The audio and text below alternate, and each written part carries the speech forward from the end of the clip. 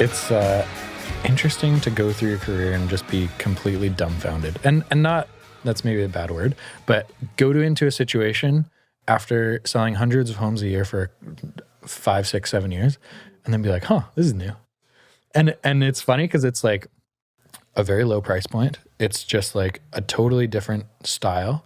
And there's so many like check boxes that you have to go through to even get a buyer approved by the board, right? So this very first one that we did last year in Pitt Meadows, I don't know if this is across the board, but you have to have a subject to board approval. Yes, that's across the board. Yeah. And the park, Carl, did you know this?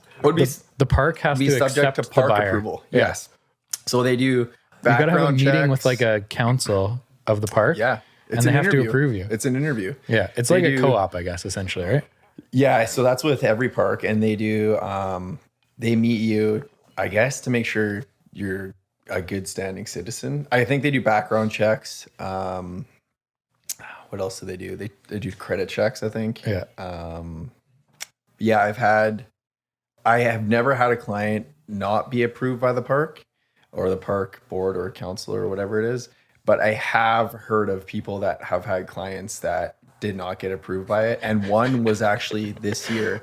There was an accepted offer on one, and that person had sold because they got the accepted offer. I guess they didn't do subject to sale. And then the park didn't approve them for some reason. And they were just, like you were saying, they're shocked. But it can happen, and that does have to be a subject in every single one. Because it could happen, yeah. It's just a strange concept. I have money. I'd like to buy this asset, this piece of real estate, this home. Someone's going to tell me if I'm allowed to or not. It's so crazy.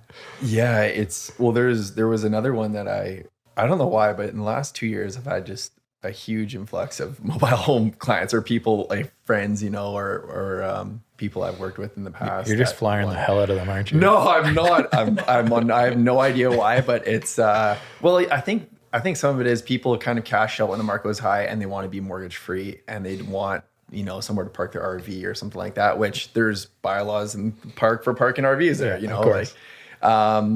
but there was one by the border in Aldergrove, and the lease is about to expire, which is interesting. It's expiring, I think, next year.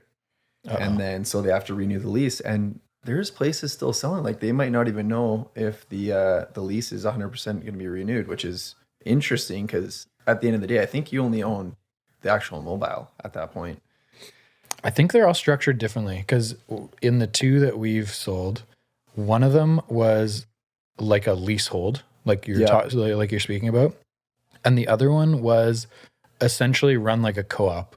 Like you had to, I want to say it was like $5,000 or $7,000 that the buyer had to give to the park. That one they own shares in. That was the same. That one had that as well. Okay, but this one was free. It wasn't leasehold. It was it was freehold though? Yeah. Interesting. It was like they basically, in talking to this park manager, they explained it like, think of it like a co-op. You're like purchasing shares and now you own like a percentage of this whole land. That would almost be better than purchasing a leasehold. The lease is just so up in the air, right? Like there's a bunch around False Creek right now that are, I think they're like 15 or 17 years away from being renewed. And we had a listing in there last year and it was so challenging to sell just because of the uncertainty. Yeah, well that's still, 50. Well, what about all those condos in downtown Vancouver on that would be the west side, and they have a lease coming up, don't they? For renewal at some point, because when the market was really hot, I had a bunch of clients send it to me like, hey, how about this place? And it was the leasehold. And then you look into the lease and it was expiring somewhat soon. I can't remember the exact time, but around English Bay, that's the only place downtown that I know that there's leasehold stuff. Yeah, like just on the other side of the bridge. And they actually have beautiful location, like amazing views. Yeah. And they're always priced substantially lower than other places because the lease is going to be, run out at some point pretty soon here. I want to say a lot of those buildings are like 60s, early 60s to early 70s. They are. So they probably still have like another 30 to 40 years. Yeah, possibly. Yeah. But even 30 years. So yeah. The one in False Creek, this was like 1,200 square feet, fully renoed, really nice condo looking at the water. And if that was in a freehold building, that's probably selling for like 1.2, 1.3. Yeah, for sure. And we Probably had it more. listed at 799 and it was crickets. Oh, really? Because you're just When was kind of this? guessing. This is probably late 2020, and it kind of rounded the corner into middle of, it was on the market for like 6 months into the middle of 2021. Wow. And I think it eventually sold like around 700, 710, something like that. Well, and a lot of the reason for the leaseholds is because financing. It's tough to get financing. Like even for the mobiles with leasehold, there's only 2 maybe lenders that will do it. Yeah. Maybe. I know 1 for sure, but only TD was who my client went through. They do it. I don't know if any other lenders will do it, because I remember we took it to my broker and they said you got to go reach out to somebody in branch because they don't do mobile home lending. So a lot of it has to be paid in cash. So any of those leasehold ones, that's why that could be another reason why the difference in price, because it's, you know, similar to an escrow kind of thing. You know, only credit unions do it, or only a select couple. We talked to lenders for this leasehold one, and they said they would finance them, but with an amortization shorter than the lease is up. So, for sure. Yeah. I think it was like 17 years. So they said the max amortization we do is 15 years. Well, smart. They want to pay it out before, you know, totally, because who knows what's going to happen at the end of these leases. Yeah. But then for a consumer, your mortgage now is like basically double the monthly payment, because you're amortizing over 15 years instead of 25 or 30. Yeah. Right? So you might as well just spend the 1.2 and have the same payment and not have exactly. Yeah. Yeah. Well, it's an interesting concept. It just goes to show that, I mean, me and you, we've been in real estate for a similar period of time, I think. When were you licensed? I can't remember. Maybe 2014, and I didn't start working full time till 2016. Okay. Maybe. Don't quote me on that. I was early 2014. Okay. Yeah. So maybe relatively around the same time, but it just goes to show, like, even from us overseeing as many transactions as we've overseen, and the crazy deals that we've done, you're just always learning. And you got to feel for these realtors that are just stressed the nines, that have been in it for 2 months and they're doing a subject to sale on a leasehold property with a backup offer subject to sale, and just like, what? You know, like, where do I even start? Because I remember one of my first deals was subject to sale, and I was on the phone with my managing broker, and they were explaining it to me, and I was just like, is this English or what's going on here? You know, like, it's, you kind of got to hold your ego a little bit and understand. I'm thinking of a couple situations specifically where, like, it's new agents in multiple offers, writing offers, and instead of just like being a prick and calling them and just being like, this is absolute trash, like, try to help them a little bit. Try to educate them. I remember one in Poco. This was like 2017, I think, as like, the market was insane, basically as busy as 2021. For me, it felt busier, to be honest, but it was the same kind of market. And he was up against like 10 or 12 offers, and he wrote a 90-day financing subject. Oh no. 3 months. And like, obviously no chance. Obviously it was a mistake though. Maybe he thought that was the completion date, or? No, I called him back and I said, you have a 90-day financing subject. Like, do you need 90 days? Have your clients talked to a mortgage person? Have they been pre-approved? He's like, yeah, they've been pre-approved, but this is what I was told. I was told by, I don't know, the lender or something. I was told we need 3 months. I said, well, you literally have no chance of buying a home. So if you're giving this advice to clients, like, he might be able to get a commercial property, maybe in a very slow market. No chance. And he was completely flabbergasted that this was not a strong offer. And I was like, you can call me tomorrow and I can explain it to you better. Otherwise, you're going to need to go talk to your managing broker, because like, someone needs to give you a little bit of insight here. Yeah. But it was such a, man, I've never seen that before. I've seen like 3 weeks, and usually I complain about that, but 3 months. Yeah, that had to have been a mistake. You got to feel for that guy, because they got him or her, just, they'd have no idea what's going on, because I've never seen one that long. You're right. Maybe a month if it's maybe a development property for like feasibility or something. You know, you see 3 weeks, not uncommon. But yeah, you definitely want to try to help them, because it's daunting getting into the industry without having too much direction when getting your license. and you're kind of thrown to the wolves. I think we talked about this when you chatted on our podcast, but I didn't even ask you, did you want to talk, because yours isn't always a real estate podcast. Did you want to talk about real estate, or did you want to talk other stuff? Talk about anything. Because I could talk about real estate for years. Exactly. That's literally what I do 24/7. So I'm obsessed with it. I'm obsessed with everything about it. I'm obsessed with like the relationships you build. I'm obsessed with like watching people build wealth and helping clients build wealth through it. Carl's an example of that. But like, it's so much fun, man. I love like when your advice and your education is helping someone go from one property to two, or two to three, or, you know, whatever, or upsizing with the family. It's so cool. It's, and they don't like I remember one point in my life, I was looking up the most wealthy people, the wealthiest people in the world. And it's looked up how they gain their wealth. Majority of it was real estate moguls. Totally. You know, and then that's one thing to grasp at. You know, everyone's looking for the quick money, the crypto, the this.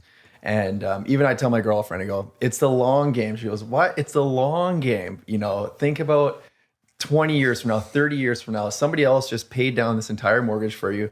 Prices will appreciate anywhere maybe 2 to 5% a year, maybe more, you know, if in a great market like we've been seeing, maybe 35%. Yeah. But generally, you know, 2 to 5 to 8, great. You know, it's a good return. Someone's paying down the mortgage for you.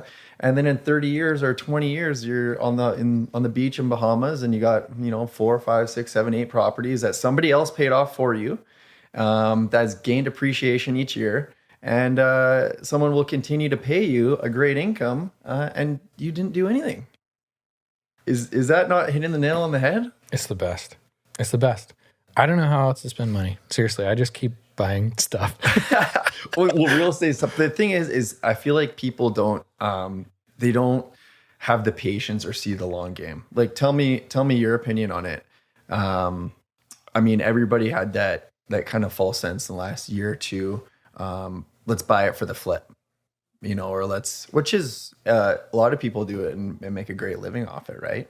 But what's your perspective on it? My answer to those questions is always asking more questions. What's the outcome you're trying to achieve? Okay, well, we want to put 50 grand in, do a new kitchen and a bathroom, and sell it for an extra 200 grand. Okay, what's the likelihood of that happening? What kind of market condition are we in right now? Is it likely that, like, is it January 2021 and you could kind of feel that we were in for a big year? So maybe buying something in January 2021 is a little less risky. Mm-hmm. There is most of my conversations back to people that are asking, okay, we want to flip this in 3 to 6 months, are conservative. Yes. Okay, well, what's the upside potential in today's value? A renovated home in the neighborhood just sold for 1.6. You're buying this for 1.4. It's going to cost you 150 grand to do this reno. That doesn't really leave much there. Are you sure? People forget carrying costs too, right? Totally. You're betting on the market going up, and you might be right. Are you prepared to rent it out for 2, 3, 4 years if interest rates climb, if things go sideways, if COVID happens, right? And if the answer is no, then it's really risky. Go for it if you like to, but be prepared that this might not be a home run. Yeah, for sure. And you've heard of do you ever listen to the Bigger Pockets podcast? No. It's all about real estate investing. It's mostly in the US though, and they're talking about the $50,000. I think actually it was Jamie. He bought one of those places in Atlanta or something. He did. Was that him? Yeah. So they talk they talk a lot about like those kind of places, and they do like the BRRRR technique, which is like buy, renovate, rent, refinance kind of thing. Yeah. They tend to never sell for the most part. So they gain the value with the renovation. They kind of push the value up with the renovation. But like you said, it's a gamble as well, because we don't have crystal balls. We can forecast the market, but in 6 months, where's it going to be for sure? We don't necessarily know. But I think the peace of mind would be, okay, worst case scenario, the market's not where you're going to be making money to sell it. Rent it out. You know, what's the rental going to look like now that the kitchen's renovated? And does it have a suite? Will it cover costs? How much in deficit are you a month? Yeah. If you're $100, $200, $300, perhaps it still makes sense with the long-term appreciation, right? And that's something I learned because I've flipped a bunch of properties. And basically, like, the number one thing that I've learned if you're buying in condos is always buy with something that allows rentals. The second one I didn't allow rentals, and I kind of got lucky because the market was busy, so it sold pretty quickly. But the most recent one I did, it was I completed on it in January, and with the supply issues, the rental took a little bit longer. And of course, I was selling kind of in a downward market. And of course, you're kind of kicking yourself like, should I sell it or keep it, or, wait for the market to rebound, which we know it eventually will. And I was like, doesn't allow rentals though. I would have just loved to refinance, pull the money out, rent it, use that to buy another property and just keep it. Yeah. So any listeners out there looking to get into the game, always buy, especially your first or second one, you're probably going to be buying a condo because it doesn't cost as much to get into it. Always buy something that allows rentals, because worst case, refinance, rent out, move on. You like the condo flipping game, eh? I don't like it, but luckily the ones that I've done, like the most recent one I've done was a foreclosure, and it was just kind of by chance that I got it. Just, obviously it was just looking, I was like, wow, it's a good deal kind of thing, as I'm sure you do. But the next one I'll do will be a detached, because as we know, the gain is mostly on the property, right? And one, it's easier to do the reno on a house. You just put a bin in front, see ya. And 2, you don't have to deal with strata. And 3, I just did a 2-bedroom, 2-bathroom condo, 1,000 square feet. How many bathrooms does a house usually have, and how many kitchens does a house usually have? A lot of times that's one, right? Yeah. And a lot of the times it's got 2 or 3 bathrooms. So for one extra bathroom, you're going to be getting back a lot more. So some lessons learned. And after my last one, I was like, you know what? I just did 2 bathrooms. I just did a full kitchen. A house would have a kitchen and maybe a beat up suite kitchen, but, one nice kitchen and 1 bathroom upstairs, maybe 2, an ensuite, and 1 downstairs. Are you doing much work yourself? Or you have a contractor that does it? Well, the most recent one I've done, I manage it myself. I'll do some of the work, like I'm fairly handy, but as you and I both know, time is an issue with us. But I'll manage it with all the trades. Like now I have the contacts where it's like, okay, come do the demo. I got the flooring guy, I got the drywall guy, got the kitchen guy, got the tile guy. So it's kind of, I can call them when the time is right and when I need them to save on some costs on that. What about you? You've done some in the past, haven't you? I got Carl. You got Carl, okay. So I don't have a Carl. You got podcast Carl, construction Carl, guys, jack of all trades Carl. So I'd love to have a Carl if you have any twins or family members that are... Carl will book you in for March 2026. Yeah, right? Yeah. And, the more I kind of get into it and think about it, the more tax-wise you get creative with. Like at the end of the day, you kind of want to book out your own time and bill your own time to perhaps like a consulting company that you have to kind of offset a capital gain potentially down the road. So that's kind of some stuff that I've been wanting to figure out for my next projects. Of course, contact your accountant. This is why I don't like condo flips. And people love investing in real estate, right? So we get these questions all the time of like, what is the way to invest in real estate? Is it to buy a 1970s condo, do a reno, sell it in 6 months? Is it to buy a pre-construction, wait for it to be completed, rent it out afterwards, try to assign it, whatever. The condo flip to me is too much risk for very little reward. Totally. The margins are so small in condo flips that if you're doing a lot of the work yourself, the upside potential is like making 50 grand. Then you're going to pay cap gains. Then like, when you add it all up, does it necessarily make sense? If you're not a realtor, you're paying real estate commission, and then like whoop-de-doo, you made 10 grand for sitting on something for 6 months, and you invested whatever. You're putting a lot of cash into it, right? You're spending 600 grand to buy this condo. That means you're putting 120 grand down. You're paying interest every month. Like, it's a lot invested to make $10,000 or $20,000. Yes, totally agree. And I'm very careful when clients come up and want to do something like that, just to make them aware, like, this is what you can expect. And you're not going to be buying a Ferrari once you're finished with this. Like, you're going to add on to your typical income, and you're going to do a lot of sweat equity is what a lot of people will be putting into it, right? Yeah. Is a sweat equity. But I couldn't agree more. It is a lot of work and high risk for little reward for the most part. Yeah. Unless you're getting a smoking deal. Sure. And that would be the only time I would probably recommend doing it. My number one thing in investing in real estate is resale potential, resale value. Yes, cash flow is important. Yes, I think about location and all of this stuff of being close to schools and transit and stuff like that. But number one is in a slow market, is this going to be liquidable? Can I move this property?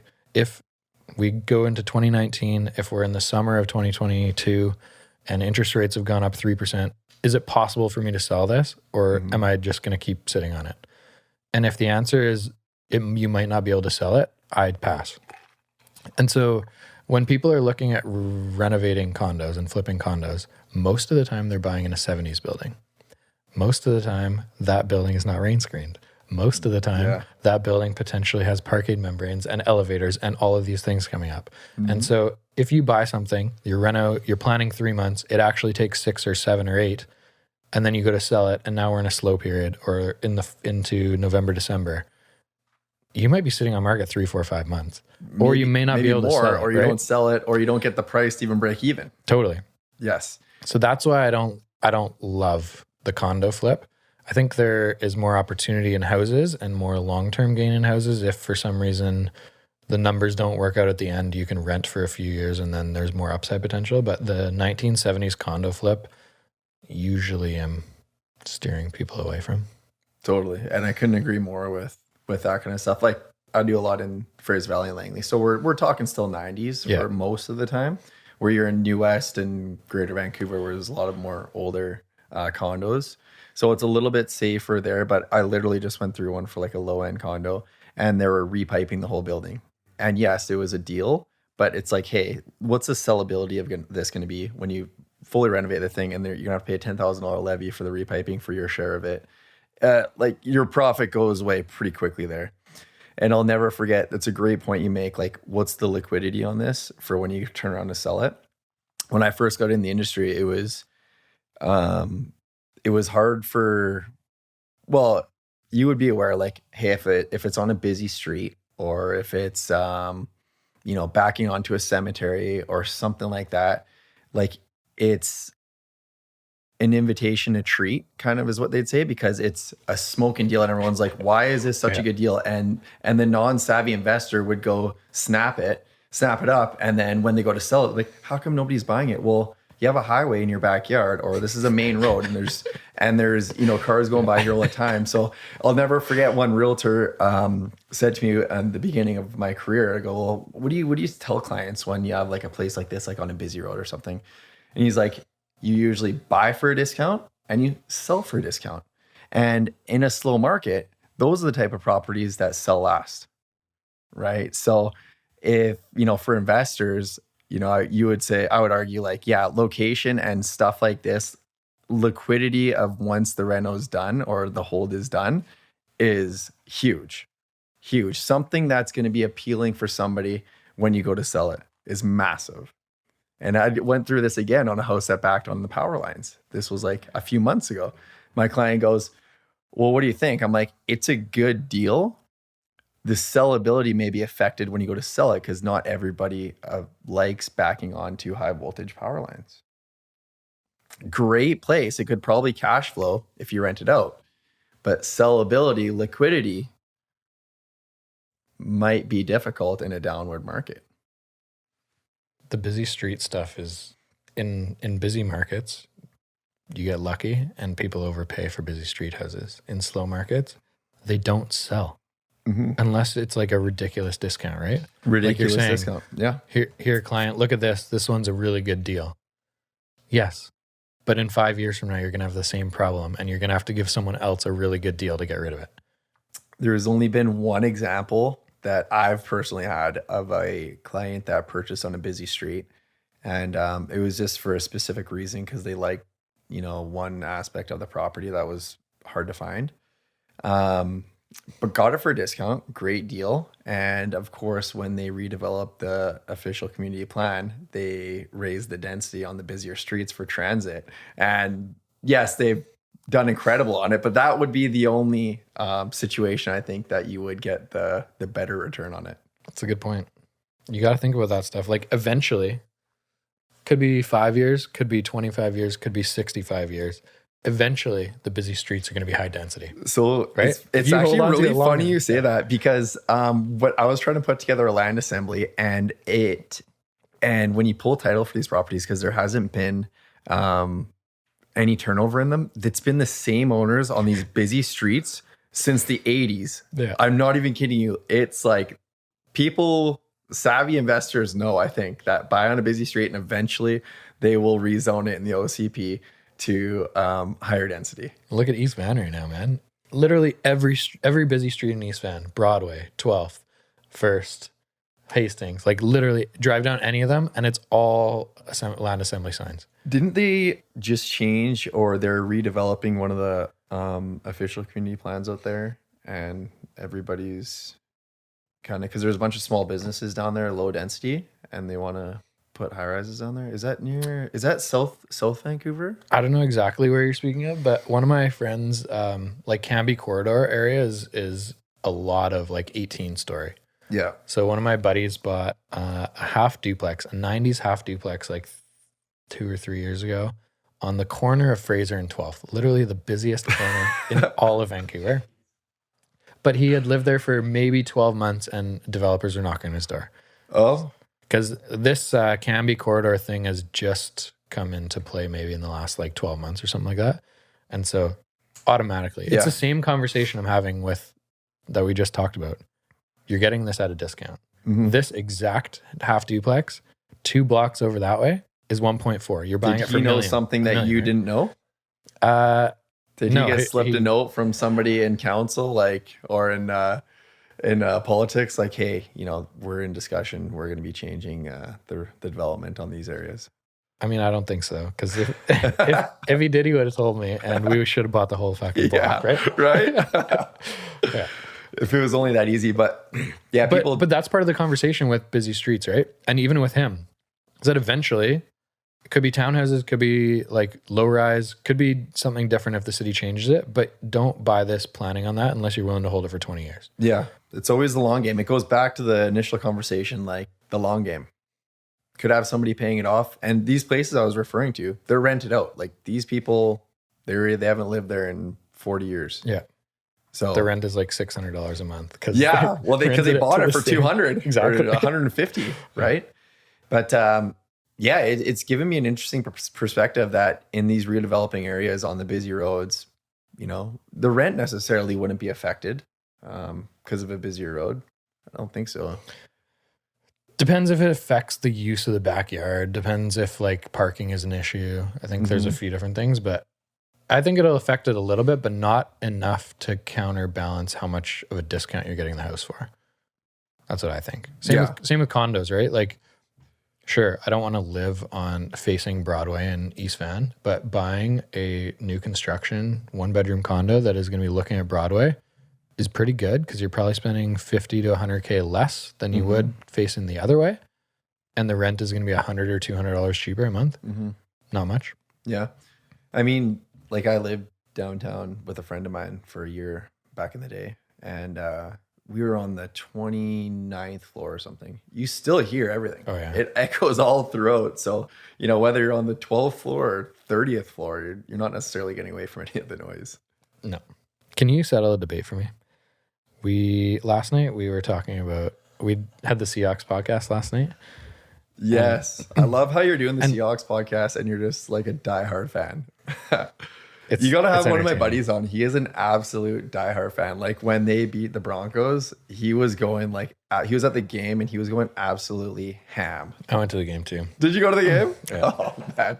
Dude, that's That is a historic moment in Seahawks history. I Right? love the memes to follow. It's like Broncos fans after realizing they've put X amount towards Russell Wilson. The guy's got his Yeah. Oh, so good. It was I'm not a really huge fun football game. guy, but I've recently started getting into it just because it is good entertainment and everybody seems to like it. What's your thoughts? Do you know who Tom Brady is? He's my number one. Do you think Tom Brady is good at football in 2022? In 2022, I don't even know enough about it. Is he? No, he's shit. Is he? Well, didn't they just win their first game? Second game, they're 2-0. Yeah. Okay, but he's on the best team in the league. Usually he is, though, from what I've found in the past. Is he not? He's always got the he's had weapons, some years. as they call them. He's had some years where he's had a shitty supporting cast and he's still won. So he has done some good things. But this year he's so bad, man. The comment I made last night is I'm 97% sure he has early onset CTE. Because the guy he's only cannot been tackled think, 4 man. times in his life. No. Dude, he's how old After is he? what, 20 47? seasons? Yeah. He's played in the league for 25 years. He's played in the league more years than he has not played in the league. Yeah. That is absolutely insane. It is unbelievable. It makes me want to get on the TB12 routine there. And what's he selling? What is he selling on it? Jesus. No? This is the wrong person to ask. He loves Tom Brady. How can you not? You're a diehard fan, so I know even my my buddy diehard fan. Everybody knows all the ins and outs of it. Whereas you get into football, and that's just entertainment. Like me and Maddie, we went to where did we go? We went to a Patriots game, and In New England? in Boston? Sweet. It was electric. It was like unbelievable. As much as the hate is there, like.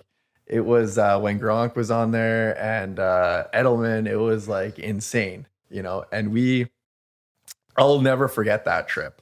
Like it was, those fans die hard, which I mean, all football fans are, but the NFL is so seeing the crazy. greatness there, it was just like something else. It's like going to watch Wayne Gretzky play, right? Would you argue he's one of the best to ever play? Who? Tom Brady? Not even close. Who would you say?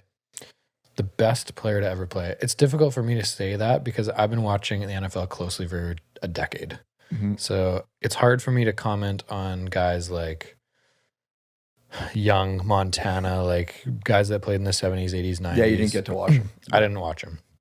Walter Payton, I didn't watch him, and nor do I have any interest in watching old footage of NFL. I like watching 3 hours of football a week, watching the Seattle Seahawks play, and then I like on Monday nights, Carl coming over, me and him having a cold beer, watching the Monday night game, and just trash talking everything that happened the night before. Yes. So from your perspective, let's say in the last 20 years, let's say the last 30 years. I will never admit that Tom Brady is good at football. So that's saying that he's pretty good. I hate You'll him. never admit it. Carl's like, yes, head nodding, yeah. I hate everything about the Patriots. I hate everything about the style that he plays. I hate every answer that he gives to an interview question. He's almost too good. No, he's like, You know what I love about Brady is he's I always hate his thinking haircut. His haircut is so bad. it's kind of stylish. I'm not gonna lie. Yeah, you're like Looks like his 3-year-old kid did. the one thing I do like about Brady though is he's always the first to thank his team. I feel like he's always a team guy. When anybody asks him like, "Hey, how does it feel to win 50 Super Bowls?" He goes, "I couldn't have done it without my team. My guys are always there." It's always about the team when he mentions anything in interviews. You've probably noticed that too. And you know how a lot of football guys in don't pay football can be attention. selfish and they talk about themselves and whatnot. He's always says his team because the weapons and they're helping him win, of course. But that's why I like Aaron Rodgers, because he's an arrogant little prick. He Love doesn't give a Rodgers too. shit. I love Rodgers too. Rodgers is real. He's just real. You know what I mean? Like he's raw, I feel like, and just real. Week 1. So he lost the best receiver in the league last year. Devontae Adams went to Vegas, right? Yeah. Vegas. So he has 2 or 3 rookie receivers this year. And after week 1, they lost. And he's asked, how the offense didn't perform, whatever. And he just straight up calls out the rookie receivers. Oh, no way. It was so good. He's like, we got a lot of work to do, man. They came in, they were not prepared. They were not ready. they got a lot of work to do. Yeah. It was pretty funny, man. Yeah, he's real. I love his like he just goes from like the craziest hair. Now he's got this weird haircut, and then he's just whatever. Kind of old and rugged, old school. You know? You know why? But he had an ayahuasca experience this off season. did you listen to him on Joe Rogan? Kumbaya. Did you listen to him on Joe Rogan? Yeah. I listened to the first little bit about it. It was a little bit too much COVID talk for me, but he's a pretty funny guy. Like, and then they had him on Barstool Sports. That's guy, right. Caleb was interviewing. That was funny. Like, that was so good. Yeah. I didn't listen. Do you listen to that one? I didn't listen to that one. It's like a fun interview. You should check it out. Oh, that's it? Okay. What's his? What's that Barstool guy's? Caleb Presley? Oh. Yeah. He's the long hair guy. Yeah, and he's yeah, like okay. always every question he's like serious in, and it's a funny question. And his buddy is sitting eating in a big bowl of ice cream right beside him. I don't follow it super closely, but I watched the little clips on Instagram, and it's so funny. I think that guy is Glenny Balls. Is he the guy eating the ice cream? Yeah. So yeah, he's just sitting there just eating ice cream like quite grossly, and the guy who he's interviewing is always just laughing, and Caleb's just like asking the most serious, funny questions. How many massive bowls of ice cream does that guy eat a week? Like, how many of those do they do? Do they do 5 of those a week? Not too many. No? It's every once a month, maybe. It's not much. He Because has that. it's not like a big bowl of ice cream. It is like a It's a big tub. spoon. It's like a tub of ice cream. It's like no, and but he's he's got this big spoon. bowl. Like that's right. He has like a big spoon, soup. dude. It just goes everywhere. It's all just for the visual. Oh, you know? totally. Yeah. He had that. Man. He also had that Hasbulla character right. on too. Yeah. And just some. Where would we be without social media these days? There's just some unreal characters. The amount of There you money go. you can make by having a show like that is getting millions of views every episode is hilarious. Oh yeah. Well, What do you do for a living? I sit in my buddy's podcast and eat a big bowl of ice cream. You get paid for that? Oh yeah. Well, I don't know how actually listen to what podcasts do you listen to? Like other than your own, of course. Mostly Rogan. I don't really listen to mine. I listen to returning guests. So Ty Corsi came back last week. Yeah. And we did one with him like 2 years ago, maybe. And so I listened to that like the day before just to kind of recap what we had talked about. And, Yeah. a A little R&D before the episode. He's such a good dude. I really like talking to him. He's a phenomenal guy. Yeah. Other than that, I listen to Joe Rogan mostly. Yeah. I like him and I get a lot out of listening to him and how good of a communicator he is. He's a smart dude too. By trial and error, by effort. Yeah. Like I really like people like him that have gotten so good in such a specific space of just literally communicating with people just through doing it, right? Mhm. Like, welcome to real estate. How do you get good at real estate? You got to try harder, right? Just do it. You got to just do it. It brings us back to I think they've changed it now, whereas you have to go through some sort of, not an apprenticeship, but There's like that 6-month, what do they call it? Probation? Practical course Practical? or something? Yeah. Something like that. which is good now that they've implemented something like that. But like we were they saying, don't teach you anything. do they still not teach you? They don't anything? teach you a goddamn thing. Oh, okay. Well, I thought hopefully they taught you some sort of contractual, like you got to put initials here, and you got to put initial interchange. Yeah, but that doesn't teach you how to not write an offer with a 9 or 3-month financing subject, right? No. And well, you know what? Actually, when I started, they actually had a template, Schedule B or something, and you just literally in under the terms and condition, see attached Schedule B. Everything was in there. You just had to enter the dates, not 90 days, but you would have to know that you need like a week or two. But at least everything else is done for the most part. Do you start at Sutton? How'd you know? Okay. Yeah, you did the Schedule B too. Yeah. That 100% that's gold, but you can get that from anywhere, right? If you're a newbie and you don't know what to do with subjects, be like, hey, Gary, can I copy your template? I have no clue what I'm doing, right? For sure. I'm happy to give away anything. Me too. When people ask you for strata documents, when people ask you for like a weird clause that they've never written before, just copy and paste it and send it, man. It's good karma. But not only that, but it's like, why not help somebody out in the industry? Like, even in this day and age, if I see something on a contract that I like from somebody else's, right in the templates. Totally. My own. And Totally. And there's, in my initial office I started at, not as much camaraderie and open door policy. But now it's like, if I want to know something and I go and knock on somebody's door or I call somebody, if they said to me like, no, I'm not telling you that, or I'm not helping you with that, I would be shocked, like absolutely shocked. So I try to have the same, perspective. If anybody came at me for anything, I literally helped a girl in my office. She just started write a complete whole contract for her own purchase that she was going to do. And, went through, I copy and pasted exactly what you said. I emailed her. I'm like, throw that in there. Then we'll go through it all and we'll edit it for, your specific situation. But it's just, you just don't know a lot of the time. The reason, I mean, if you ask the three of us, so Monica, me, and Jamie do the real estate podcast. Yeah. If you ask each of us, we'll probably give you different answers. But the sole reason I wanted to start that podcast was, one, I don't want consumers to get screwed. No. Consumers get screwed every single day in Greater Vancouver, and it is embarrassing, some of the shit that happens in our industry. Number two, I don't want realtors to suck at their job. It makes our life a lot easier when they don't. It is.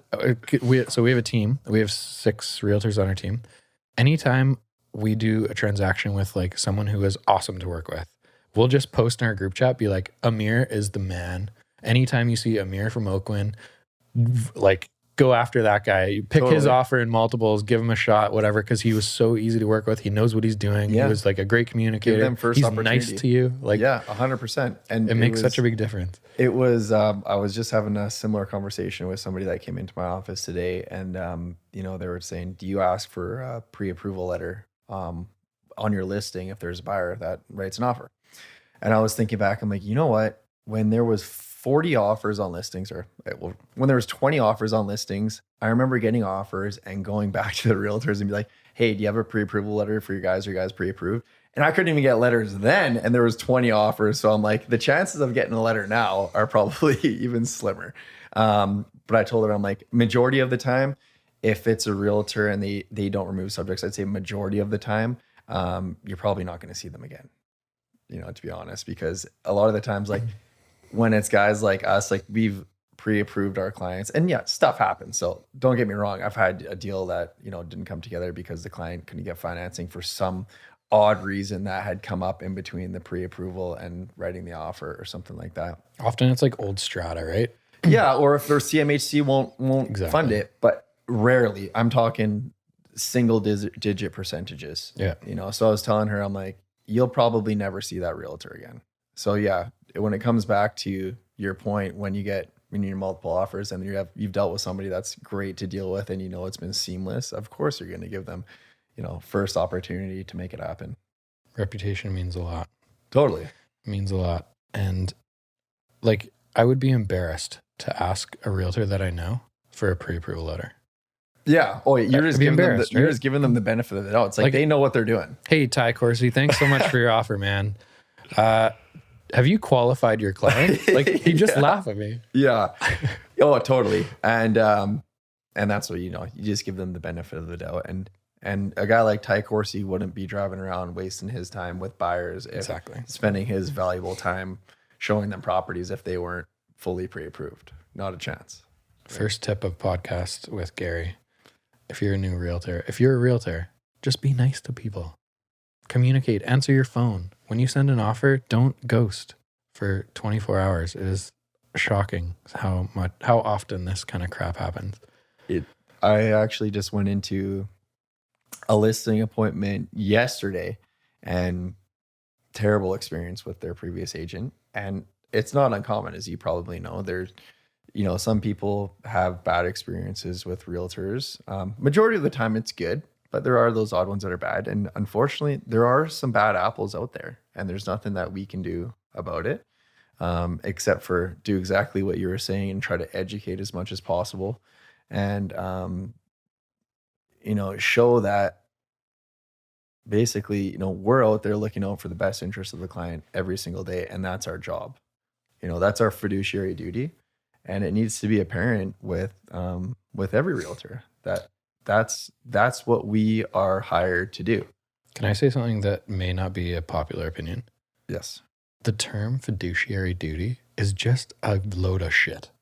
What the fuck does that mean? Everyone, people say it in commercials. It means working and looking out for the best interest of the client, right? I know what the definition is. I'm just like, what realtors are out there being like, that's my fiduciary duty. Either you're a good person, either you're a good person or you're a bad person, right? Like, if you're in this industry for the right reasons and you're trying to build a business and you want to be here long term, it benefits you and your reputation and your business to treat people properly.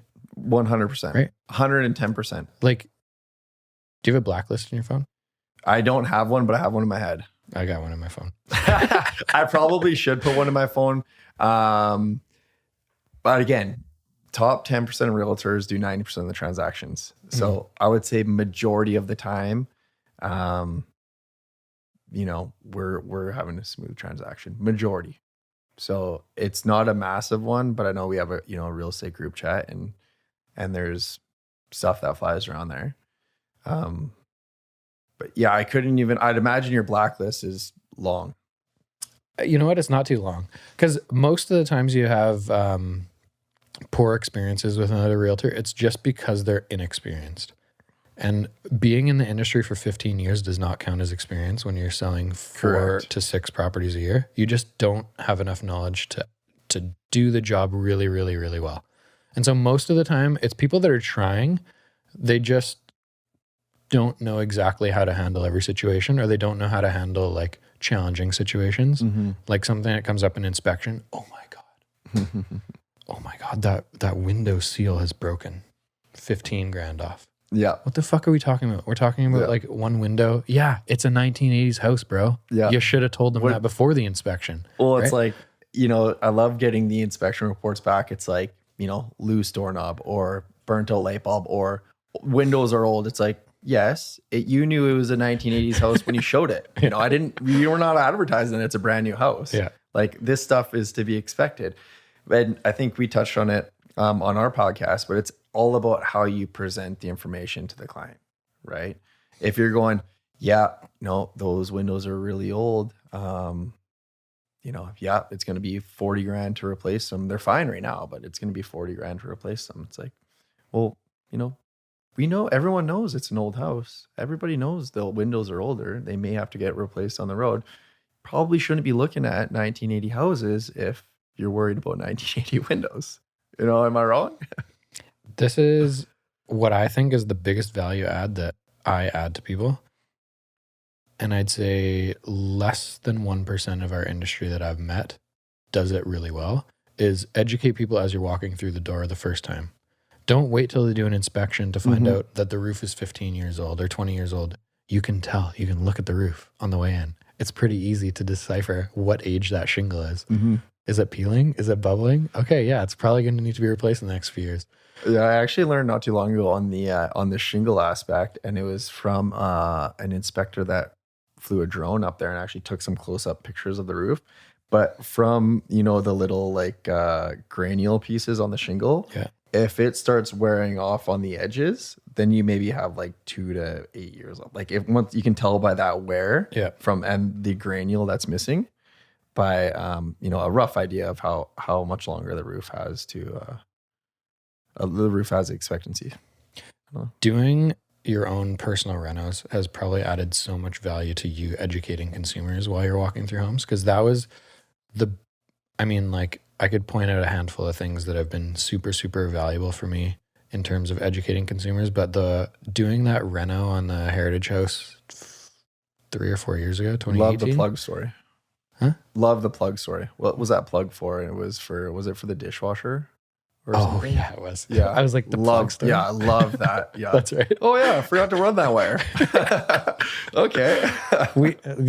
So anyway, we did that huge reno, literally did everything, right? Electrical, plumbing, new, finished the basement, all new drainage, pulled an oil tank, and then like cosmetically everything, dug out attic space, added square footage, like ran an easement down the side of the property to run services to the back lot, like almost everything that you could possibly do. Literally everything with that property. Just about. Yeah. Got plans approved. Well, worked with an architect, got plans approved with the city to build on the back lot, and then sold that to a developer. So like got to see the city process too. It was so, so, so valuable to me being a better realtor that I like recommend to anyone who is a few years in the industry, trying to maybe has like built a little bit of a net worth, starting to think about investing in real estate. Do a reno, man. You learn so much. But the plug story is good. So we sold the house. Yeah. Inspection swimmingly. Like there was a couple little like deficiency things. New buyers move in and we get a call like a couple days later. Hey, the dishwasher's not working. We're like, well, it's a brand new dishwasher. So if it doesn't work, like we'll just get the appliance store to give us a new Warranty. one, right? Yeah. It's brand new. And so we called the appliance store. Hey, the dishwasher's not working. Can you send someone over there? So they send someone over there, and and he tries it. He's like, yeah, it's not working. Don't tell me Carl did the electrical. No. He pulls it out. He's like, it's not plugged in. We're like, can you plug it in? He's like, there's no outlet back here. And so we call the contractor, and he's like, huh, that's strange. And we're like, in the back of our head, we're thinking like, this might be like $1,500 or $2,000 to cut drywall, run a new electrical wire to the back and put an outlet there. And so the contractor is pissed with me on the phone, not at me, but like at his electrician. He calls the electrician. Electrician's like, no, I definitely ran the wire there. You just need to cut a little hole and put the outlet. So it was like $50. But Yeah, it's so good. It was there. It was almost there. Yeah, it was almost there. Yeah, I mean, you're totally right that the whole renovation experience is super value, because a lot of the times, and people, houses aren't perfect, and they'll, clients might over, or stress out over little things that you can be like, no, I've done this before, it's X amount. Like I have a contractor even that can come and do it for you. Like there's nothing to worry about. The house isn't going to fall down. Just having that kind of tool in your back pocket to be able to help advise them make a decision that they're happy with. So yeah, you're totally right. The reality in Greater valuable. Vancouver is most of our clientele, I assume your clientele is very similar to mine, that a lot of them are 25 to 45 and they're doing this juggle of upsizing. They're selling their 1 or 2 bedroom condo. They're trying to get to a townhouse, or townhouse to a house, or whatever that may be. And they're just getting into the detached market, entry level. So they're buying old homes. Yeah. And so the likelihood of them doing some cosmetic renos is quite high. Yeah. And if you can walk someone through a home and tell them roughly what that is going to cost them, because consumers' minds go nuts, right? They're spending a lot of money. They're spending $1.5 million on a basically a teardown. Totally. Yeah. And then they're walking through and they're thinking, oh my God, I need to replace the dishwasher. It doesn't work. It's leaking. You can see it leaking on the floor. I got to replace these carpets. And they're adding up these numbers and they're coming up with like astronomical things. And you're like, the carpet in that room might be like a couple $100, maybe installed like $400 or $500. That new dishwasher is like $800 or $900. They're like, oh, I was thinking 20 grand. Like, totally, right? totally. And so when you can like and provide, that's when the email comes from the inspection. New dishwasher, 20 grand. Yeah. Right? It's so silly. Yeah. But for me, probably that's the thing I look back on and think I took the biggest step forward in my career when I went through that personally. Mm-hmm. For sure. It's definitely something valuable that I think everybody should eventually experience. And back in the day, I think our parents' generation, that was the common thread for them, was renovating, either doing extensions or stuff like that. Cause I don't think moving was as common. Mostly unpermitted. Oh yeah. As we've seen now, right? We got to deal with the aftermath. Yeah. What do you see for personal investing, do you think, in real estate for yourself? Where do I want to go? Yeah. I know some people, invest overseas to maybe perhaps a vacation Airbnb, or I was going to bring up Cabo. Yeah. Or Cabo. Exactly. Well, that's one of them. Yeah. And, or even lifestyle changes, Airbnbs downtown Vancouver, cash flow properties. What do you like for yourself, and what kind of portfolio do you see yourself building in the future? Long term, I want to develop. So my goal for the next 10 years, 10 to 15 years, is acquire as much capital as I can so that I can start developing, because there's a lot of crap being built in Greater Vancouver. And I think it'd be really cool to design things that are different and deliver quality to consumers, because the reality of Greater Vancouver is there's going to be fewer and fewer single family homes every single year in Greater Vancouver. We are going to be more vertical living, and the quality that is happening in the Tri-Cities right now is shocking. How poor it is. So it'd be really cool to be part of a different level of developing, and that is long-term goals. Short-term, What kind of long-term developing are you talking about? Are you talking about developing strata. Multifamily. Multifamily, like a 6-story or something? Sure. Yeah, thank you. I mean, Or like like a high-rise. investing or building multifamily is so capital intensive that it takes a while to acquire the capital, first of all. Well, and you usually have a lot of partners too. A lot of people, right? Yeah. I mean, like, I guess though. When you have a lot of partners, you often lose control. Mm-hmm. And Or a few key partners, perhaps. I like being in control. I feel like it's a handful of years away, so I haven't put those pieces together yet. But I mean, I would assume that there's going to be partners involved. I think you start with like townhouses and low-rise condo buildings, and then hopefully it continues to grow and get bigger and bigger. But that to me is like long-term, really exciting. Yeah, something to look forward to. What about your short-term? Short-term, I was talking to this with Sean this afternoon. I'm not a huge condo investor guy because the numbers are small and the return isn't super exciting. So I love townhouse investing. I love the rent potential of townhouses. I really like the capital upside appreciation potential of townhouses. Really? Yeah. You think the townhouse? Well, of course, it's a bigger asset, so it would appreciate more than condos. I mean, the condos appreciate less because you're spending less. What kind of townhouses are you talking about? And do Greater Vancouver rents cover costs? I mean, if you buy a 3-bedroom townhouse today and you mortgage 80% of it, you're probably not cash flow positive today. No. But in 5 years from now, I could see that thing gaining 50, 60, 70%. There's not enough spaces for families to live right now. Are you saying like, 70% appreciation? Yeah. Oh yeah. 5 years. Wow. Think about what happened in the last 2 years. Yes. So townhouses in Tri-Cities 2 years ago were $950,000 brand new. I bought one. 12 months later, it was 1.4. 12 months later, which is today, it's probably 1.3. Is that going to get to 2 million? Absolutely it is. And I think it's a lot sooner than people think.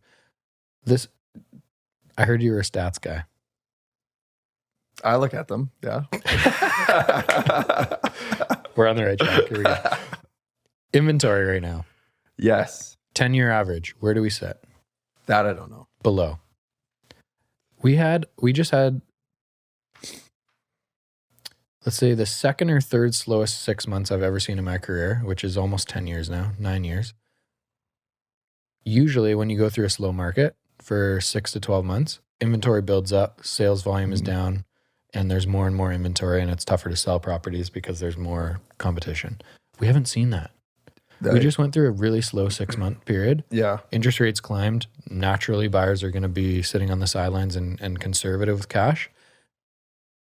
But the inventory is not appreciating as greatly as it probably should have with how few sales were happening. There was someone had put out a stat in 2008. There was 10,000 listings. I think this was Fraser Valley. I could be wrong though. Okay. There was around 10,000 listings in 2008. And I think when we went through the last year through COVID, there was around 5,000. Yeah. So half, and 2008 was, they were going through a recession at that time or whatnot. So yeah, okay, people were, panicking. We're still half the amount of inventory that we had during that time, which touches on your point. The inventory is not at astronomical amounts. We're basically, and I agree with you, and I look at the stats monthly. So I just look for trends to see, kind of predict where things might be going. And I usually look at Fraser Valley, and we had active listings down. Sales are down, but sales aren't down as much as active listings are down. which is telling me, okay, well, now we see that gap kind of closing, which usually generates an increase in median sale price just because of basically the demand, right? So I totally agree with you on that front. It'll be interesting to see where it goes because in the last 6 months, 7 months, of course there's going to be a slowdown. Like, of course, we just went from a 1.5 interest rate to a 4.5 interest rate. Like times are changing briefly. But where is that going to go in the future? If this trend continues, and I've been seeing your posts a lot on Instagram and whatnot, because the narrative's a little bit different on the media because we're working in it and the media is usually a couple months behind. You're seeing multiple offers again, for listings that have been sitting for 3 months. We got 2 offers in the same day for a house that's overpriced in New West. That was on the market for 4 months. And why would that happen? Activity, literally overnight, Labor Day long weekend. It happens every single year. Usually August is a slow month for activity on listings, but Labor Day long weekend happens and magically buyers come out of the woodwork. And boom, when we were having 1 showing every 2 weeks, we had 5 or 6 in the same week and we got 2 offers. Well, or it could come down to that properties are getting scooped up and people are seeing that. Totally. And you're also saying that there's not that many good listings. And it comes back to our prior conversation where what's the liquidity on these properties? Perhaps people scoop them up and there's a lot of crap listings, places that are in dire shape, that need lots of rentals that are kind of still listed at substantially higher than what they should be at this point. If you list well, which is, you're going to still make a great profit on it. Most likely it's still up from the same time last year. You're getting good activity. We're seeing a lot in the Fraser Valley as well. Still strong activity in a balanced market, which shows what's going to happen in the future. Back to my townhouse thing. Yes. Houses are expensive.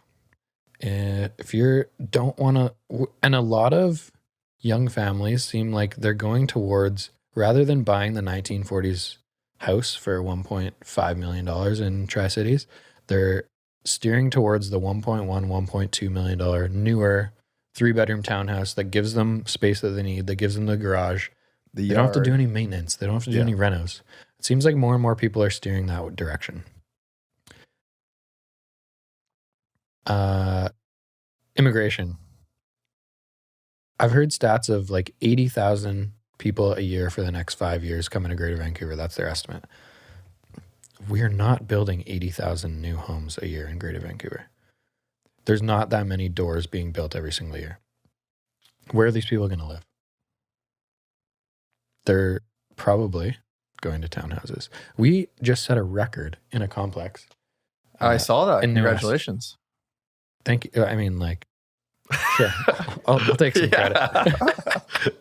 No, but overall, I'd say single family in our markets are down 15% roughly from peak of February. Condos are probably down 5 to 10. Townhouses are just plugging along, man. Mm-hmm. Because there's too few of them for the people that want to live in them. Mm-hmm. And this is a great example of unrenovated inside unit. There's a renovated corner unit that sold in May for less than we just sold an inside unrenovated unit. Why is Market Value climbing on a townhouse right now when interest rates have gone up 3% and now your mortgage is an extra $1,000 a month? Mm-hmm. Yeah. Mm-hmm. It's interesting. And it's a good point because, you would most likely be paying substantially more than you would have in May due to the interest rate hike. But why are they selling for more than that they did in May? And it all comes down to demand, I believe. Fraser Valley is a bit different. So if I'm investing money in the Fraser Valley, I'm probably more, if you have the capital, steering towards single family. Because there's a lot of townhouses, and it seems like every year they're building more and more. In Greater Vancouver, there's very few townhomes, and they don't build as many as they're building in Fraser Valley.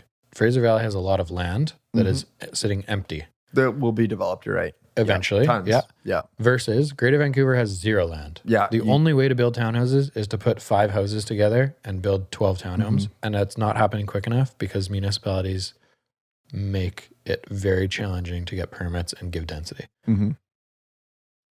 Port Moody is nuts, man. Port Moody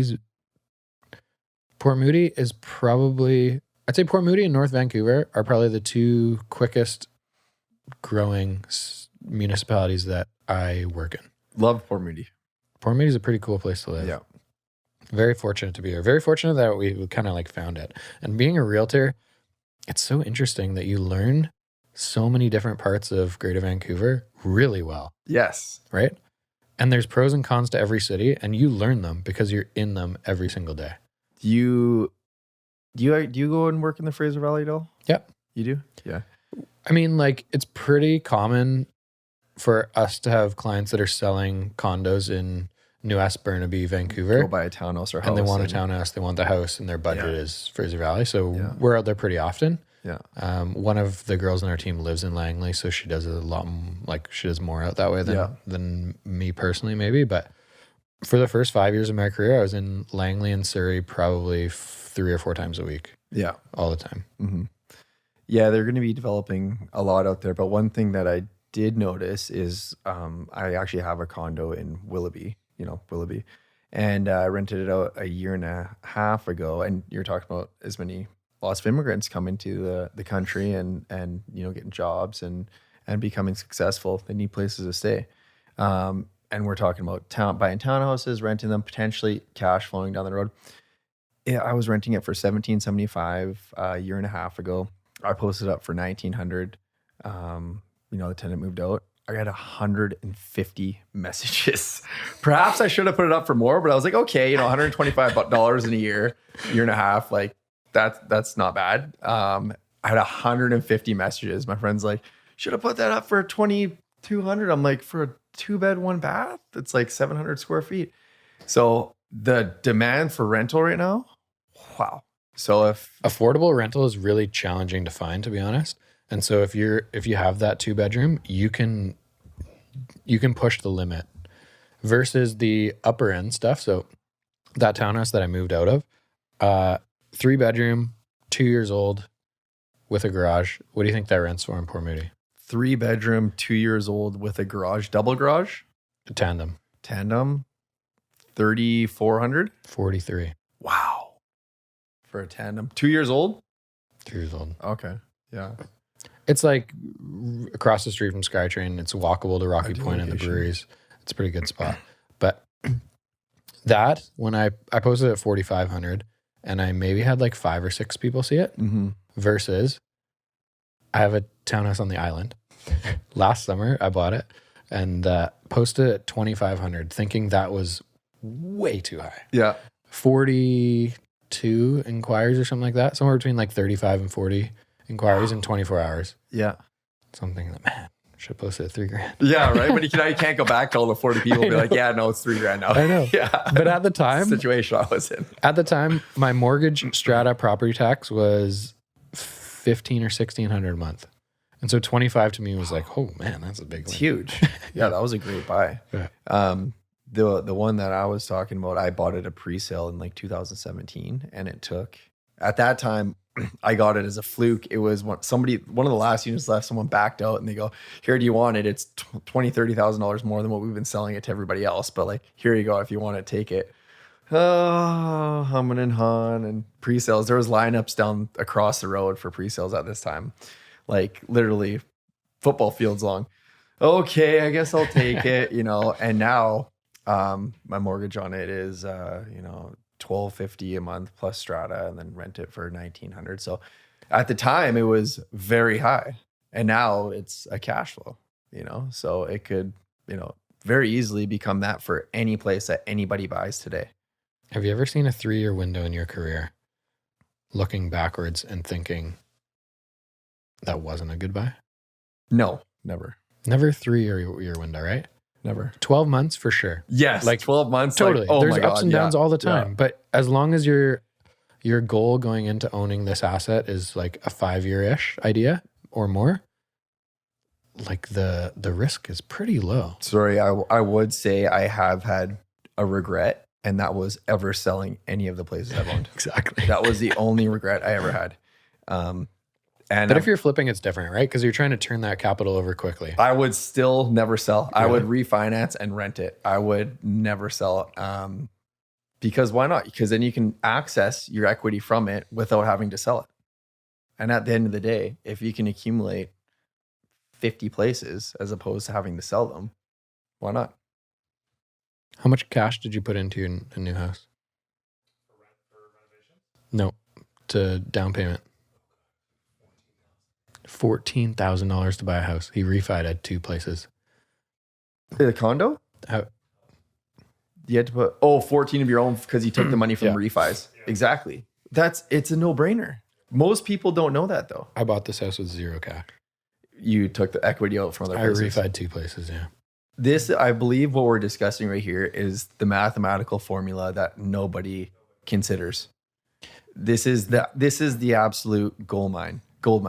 And a lot of the times, if the place is rented out, lenders will look at it kind of as a wash, right? Especially if your rent is covering the payment. Mm. Like this is what we're discussing here, I think, is what would make everybody wealthy down the road, long term. But it does take time because it takes time to gain equity in a market that's not going up 35% a year. For sure. But make a goal every 5 years, refinance, buy another place. What does that look like now? You have in 20 years, you got 4 places. 2 of them are paid off. 2 of them have 10 years left. The mortgage payment. And through that time, depending on what happens with the market, that 5 could turn into 10 quite easily. How do you address the concern of it's too risky for me? I don't want to take on more debt. Oh man, that was my again, another regret is not buying a place when I was 19 years old and just taking the plunge, getting the money however I could have got it. But I had that mindset when I bought my first place. Did it come from your parents? Because I find that most people The it old comes from school their way, parents. totally the old school way. Like, hey, and also the kind of the voice in the back of your head, like, what if work gets slow and I can't make that payment? Mhm. If I could look back at myself and I'd be like, buddy, rent it out, go live with your parents. Like I had that option, go live it, do whatever. Like if times got that tough, of course they never did. Yeah. But you always got that what if in the back of your head. And I think that's one of the biggest hurdles is when after you buy your first, you're like, oh, that wasn't bad. And I made fantastic money. Like, whoa, let's do this again. But to get over that initial hurdle, I feel like is such a huge barrier for a lot of people. What do you think? It is really intimidating to buy real estate. Yeah. If you've never done it before, if you don't have a family member that has done this multiple times and you're just like searching into the world, you're 22 years old, all your friends are worried about playing video games and TikToking, like where do you get information for this? This is why I like podcasting, is just because then you're just like sharing out the world. Totally. And someone is like, oh, I heard this on one of these podcasts. Listen to this episode. He Totally. talked about refinancing to, whatever. But it is hilariously more easy to buy real estate than people think it is, than most people think it is. And yes, you need some capital. Yes, if it's a rental property, you need to put 20% down. So yes, it is challenging to acquire $120,000, 100%. But once you get there it snowballs really, really quickly.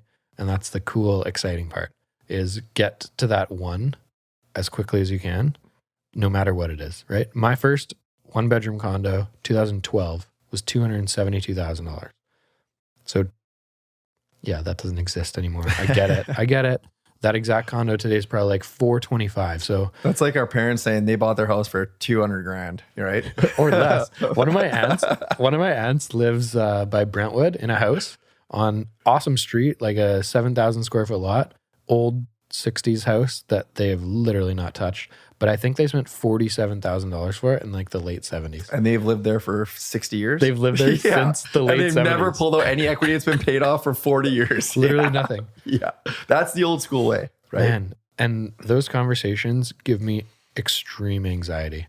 Thinking that you could let capital sit and not do anything for the worry of spending $2,500, $3,500 right now. Crazy high interest rates at 4.7%. Are they crazy high though? I'm making a joke. I'm making a joke. I know. I love your expression. Crazy Right? high. Yeah. Are they crazy? No. Right? You know, they're normal. You know, if not low. Ask somebody that's 50 plus years old if the rate's high right now. Back in 1980, I was paying 18.9%. Right? But that same person is going to tell you not to take any debt. True. Extremely true. Why is that? It's just that conservative mindset, I think.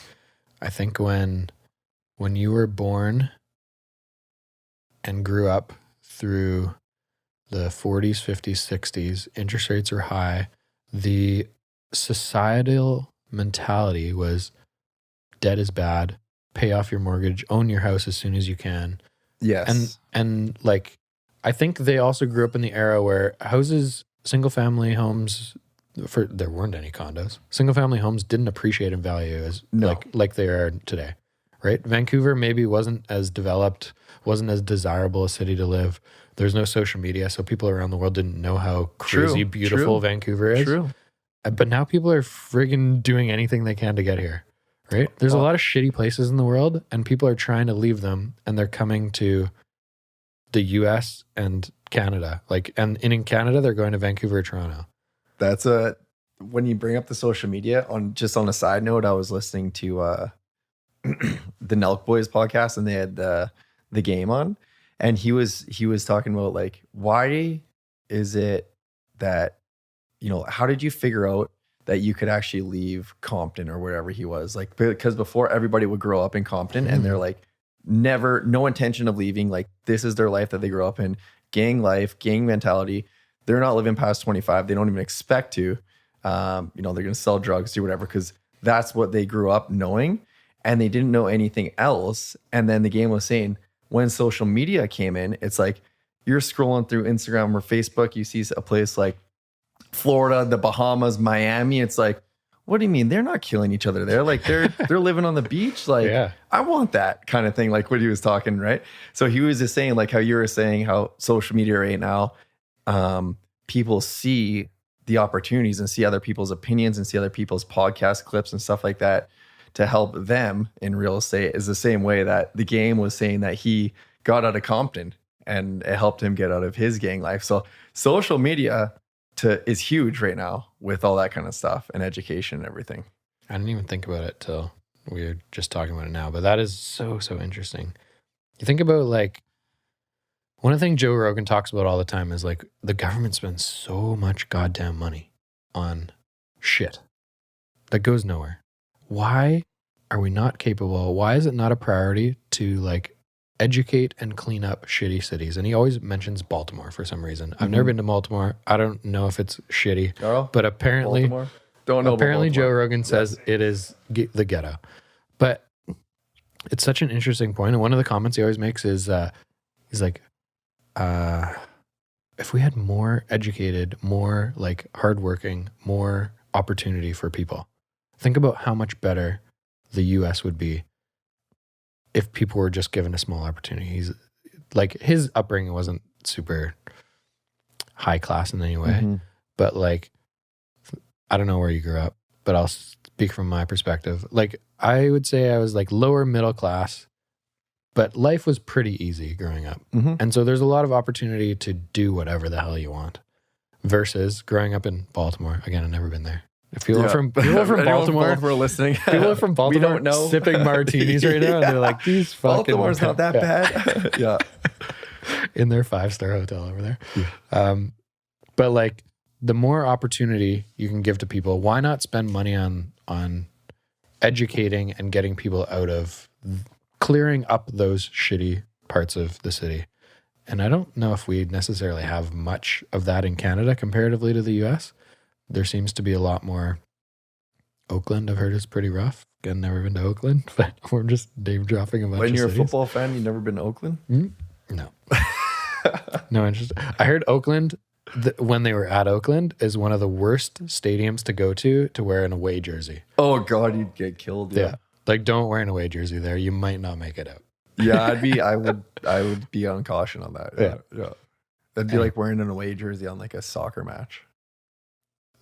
One of my buddies is in Europe right now, and he went to an away game at Arsenal. His favorite team is Tottenham, and he went to an Arsenal game, and he didn't wear a jersey because he's afraid he might get sucker punched. Yeah, we actually went to a Tottenham game. Did you? Yeah, it was electric, but we were so high up, like we didn't get any crazy tickets because we're just there for the experience.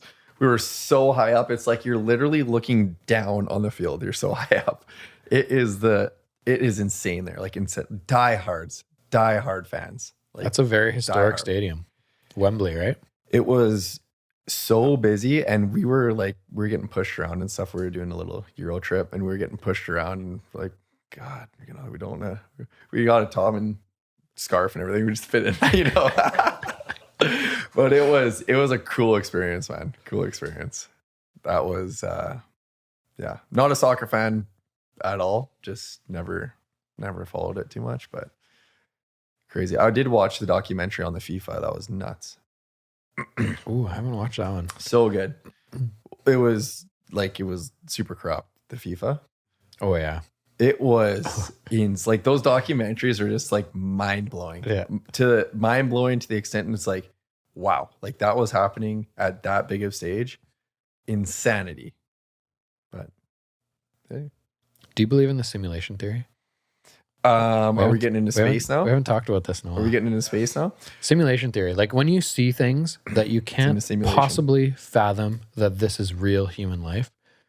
And then you go back to like, am I just living in a bubble and someone is pulling the strings up there and all these people are just like testing me in different ways? Neil deGrasse Tyson has a simulation theory. And it is that there is worlds so sophisticated and technologically advanced that they're way blown beyond any sort of technology that we know. And we are basically like a Sims game to them. And we're just starting to develop our technology as they play the game.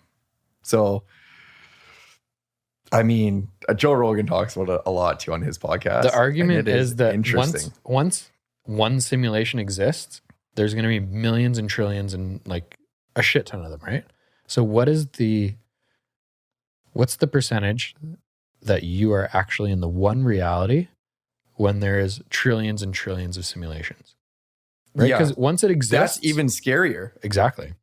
Once it exists, like why would anyone live in the reality anymore? You could just build your own little simulation around you and you have all these people like, and you're just building. It could be the metaverse in 100 years. Could be the next Earth, right? But maybe it already exists and this is the metaverse. It could be. And now the person that's pulling the strings is trying to like show us something, right? And he's like, let's throw this really smart guy down there. His name's Elon, and he's just going to blow people's minds. Totally. And then people are going to talk about the simulation theory and they're going to start figuring it out. But then I'm going to throw someone else in there to make sure that they don't, like totally. And we could go on and on about this.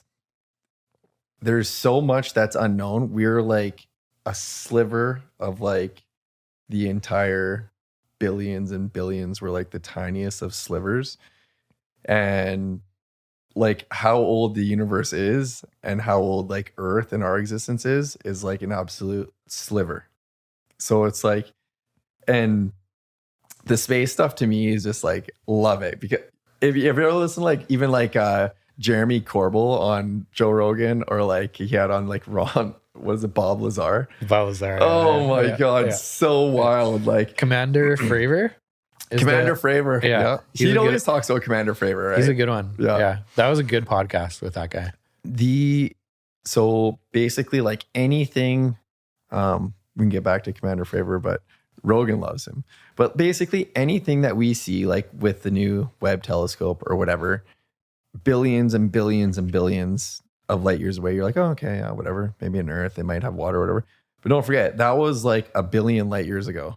Like it could have like a massive Death Star around it right now that you don't have no idea about. Like everything we're seeing is from hundreds, if not thousands of light years away. That's how long it took for the light to actually get to us to even see it.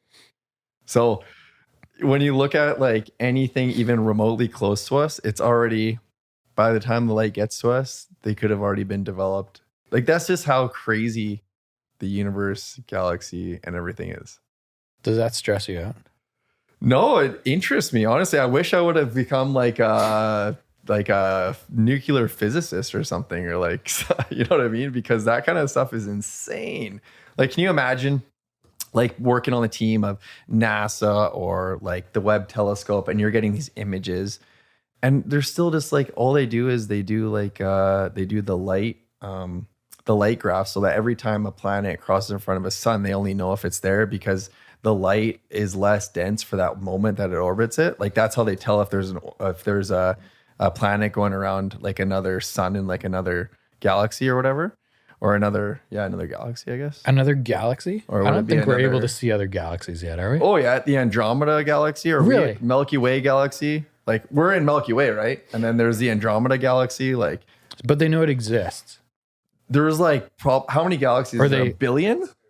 But they think it exists, but they can't see what is happening in there. You can be the Jamie on the Joe Rogan podcast. No, it's way too far. Carl, how many galaxies are there? There are a billion. Okay. Yeah.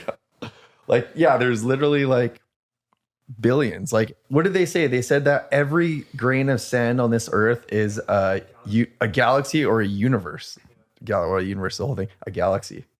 Every grain of sand on this planet, there's not even enough to outweigh the number of galaxies in space. But maybe Buddy, that is running our simulation right now, maybe he is just throwing this information down here to confuse us. Well, but they can see it in telescopes. They can see it in the telescopes. Like they know. They know they can see. Yeah, but you keep saying they. Like us. We know. They? Like the whoever operates at NASA. NASA operates. Maybe NASA is just part of the simulation though. That would be a massive conspiracy. That would be a huge conspiracy. But maybe you can see I believe you can see the Milky Way galaxy through a telescope, which has other solar systems in it. Like we can see 8,500 galaxies from Earth. There we go. From Earth. 8,500. Oh, 8,500. Okay. From Earth. So you can see like, and they can see other solar systems and other planets going around other sun-like objects. Tons. What could have happened thousands of years ago, right? Because it's the light thing again. Yeah. So by the time it takes like, and you know how long a 1,000 light years is, like a light year even is a long time. So by the time you see one of these other galaxies, that's one of those 8,000 galaxies, that's 50 light years away. 50 light years is a long time. Like we can't even travel a light year. So for us to get to a spaceship would take thousands of years probably, wouldn't it? Yeah. I bet there's aliens up there that are just laughing at us. They're like, they're like, wow, they're going billions of light years in minutes. Yeah. Right? They're traveling. Well, like on the Bob Lazar one. These retards down here talking into a microphone, talking about one light year. Yeah. They couldn't even figure out how to work a podcast system. Like, totally, man. Well, on the Bob Lazar one, he's like, okay, well, they had a ship that was like a anti-gravity ship. So there's no resistance. So you would literally just be like, yeah, I'm going here. And it's like 50 light years away, and you would just go there because there's no resistance, right? Yeah. It like pushes gravity away. Yeah. Anyway. Pretty cool. It's nuts. It's nuts. As soon as they're able to establish that technology, we're out of here. Do you think the guy running our simulation is going to allow us to establish? No, he won't. Right. The Tic Tac aliens or whatever those ones are. Exactly, those ships that were those Tic Tacs. Yeah. No, they're just checking up on us, right? They wouldn't let us leave. They shoot us down. It's so fun to think about this stuff, and I am not smart enough in any way to come up with a reasonable theory whether or not this exists. I just think it is really interesting to consider. And one of the things I take away from it, I try to take positive out of anything. It could be really scary to think about, oh shit, I'm not in control anymore. Versus, I make mistakes, doesn't really matter. I'm just in this simulation anyway. Yeah, you're just someone else is controlling you anyway. Yeah. Whatever. What's one more drink or whatever? You know what I mean? They're not. Well, they're not. That's my simulator controlling me. Yeah. This is what I think. I think is I'm the player in this game, and this guy that's running the simulation, alien, whoever the hell it is, all the other things in this simulation are not real, right? So they're the simulation. They're the robots. They're whatever. So you're not a real human. I invited you over these magical devices called phones that just magically send messages to you. Yeah. How does it even I invited you. It's pretty wild. and your natural response is just show up because you're like a robot. Yes. Carl's not real. Carl just shows up and he puts the camera on every time. Carl could be a Telegram pretty soon here, according to Mark Zuckerberg. You know, did you listen to him on Rogan? Oh my God, that's crazy. So we could just I don't know if I love or hate him though, because he's obviously a very smart person, but the way that he answers questions to me sounds like he's rehearsing things in his head and then he's spitting out some politically correct bullshit because he's too big, right? Yeah, See? he does. Yeah. You feel yeah, the same? He does. Okay. He does. Yeah. They're a little bit weird. Well, Elon. But Elon is less filtered. Should we do an Elon Right? laugh expression? Elon laugh expression. Yeah, it's kind of like it. That was kind of like it. His laugh was just pretty odd, you know, because he's an odd cat. He's an odd cat. So funny though. His Oh yeah, Twitter is he's got a great hilarious, sense of man. humor. Yeah. Great sense of humor. Odd cat, great sense of humor. Do you think in his head he knows that he's like the smartest person in the world and no one is even close? Sometimes it seems like that's the way he communicates. He's like, haha, these retards. You know, like, Yeah, I don't know. I think he's he's like, I'm building spaceships, digging tunnels, flying drones all over the freaking yeah. place. I would be curious. I built to know, the best car in the world in 2 years. Yeah, I would Every be, single day I'm doing 3 of these things. People can't figure out one by Well, themselves. don't forget, like, I would be surprised. Like a guy in his position has the best working around him as well. I would be curious Totally. to know as to how much he is involved in all of his projects. You know what I mean? Like, he's an extremely smart guy. Extremely. He hires the best people. He's got so much going on. How could his brain even function to a level that could create all of these things for the very first time too? Like, even when like I have a Tesla. You have a Tesla? Yeah. Like, I feel like even all the other electric cars are so far behind Tesla still, you know. And you know like, what's funny about that is he made public his operating system or like the tech behind the car. Oh, did he? So people can just literally copy it. And still, I've only driven a few others and I haven't driven like the high-end ones. Like I haven't driven the Porsche. I haven't driven the Audi one. Anyway, but none of them are even close. Yeah. This car is hilariously good. That's what I tell everyone. It's like they're so far ahead in the technology, like years probably ahead. And I would never not drive a Tesla. And this is not even a sponsorship because, you know, we're not sponsored by Tesla here, but One day. yeah. And then we can do the plug. But I would never not drive a Tesla. Like, that's how amazing I think it is and how advanced I feel like it is versus the competition. Even the self-driving feature on it is like next level. I've been fortunate to have some cool cars. I had a Jag SUV, had an Audi, had a BMW. I've driven a 750 BMW, which is like the top of the line sedan for BMW. That's a boat. You get driven It's around in that? Massive. I've driven it. You hire a driver? No. That's the car you get driven around. I know. I know. Go to listing appointments. But Yeah, I got my driver out front. Yeah, don't worry. none of them are even close to the driving experience as in the Tesla Model 3, which is literally the base model of the Tesla, right? Yeah. You can buy a Tesla Model 3, I think, for like 55 grand. Yeah. And it is so much better than the $100,000 car that I had before, right? Totally. It's so much better. The navigation by far is the best navigation I've seen in a car. Unbelievable. I couldn't agree more. And just the features, like when I test drove it, I was like, there's nothing here. There's no features. You can build it online. There's 6 features. It's like, but you know what? In an odd way, that was so much better than going through 80 features that I had no idea what they did. 100%. When I got the Jag SUV, I didn't even get to pick them, right? Because it was like at the time where cars were getting kind of busy. This is like 2017 or something like that. And she's like, what would you like in the car? I was like, well, what are these options? And there's like sheets and sheets of options. Usually like sports package. There's like nav. There's blah, blah, blah, blah, sound and all this stuff. And I'm like, I don't know. I guess I'd like the sound and the sports and whatever. Yeah, you want a And then stereo? literally, Sure. Like- she's like, okay, let me try to find one. Try to find one. Can we just put it in the car? So like a few weeks later, she calls me and she's like, hey, we got like 80% of what you want. Do you want it or should I give to someone else? It's like, where's what? the other stuff and what is it? Do I need it? Yeah. Like, what is it? Like, just bait? Like, How many different cars do they have though? When there's 25 different options and there's different like combinations of options, they just have one and it's like, oh, you have option 1, 7, and 19. well, how long ago was this when you were going through this? When I got that, probably 16 or 17. Okay. Maybe 2017.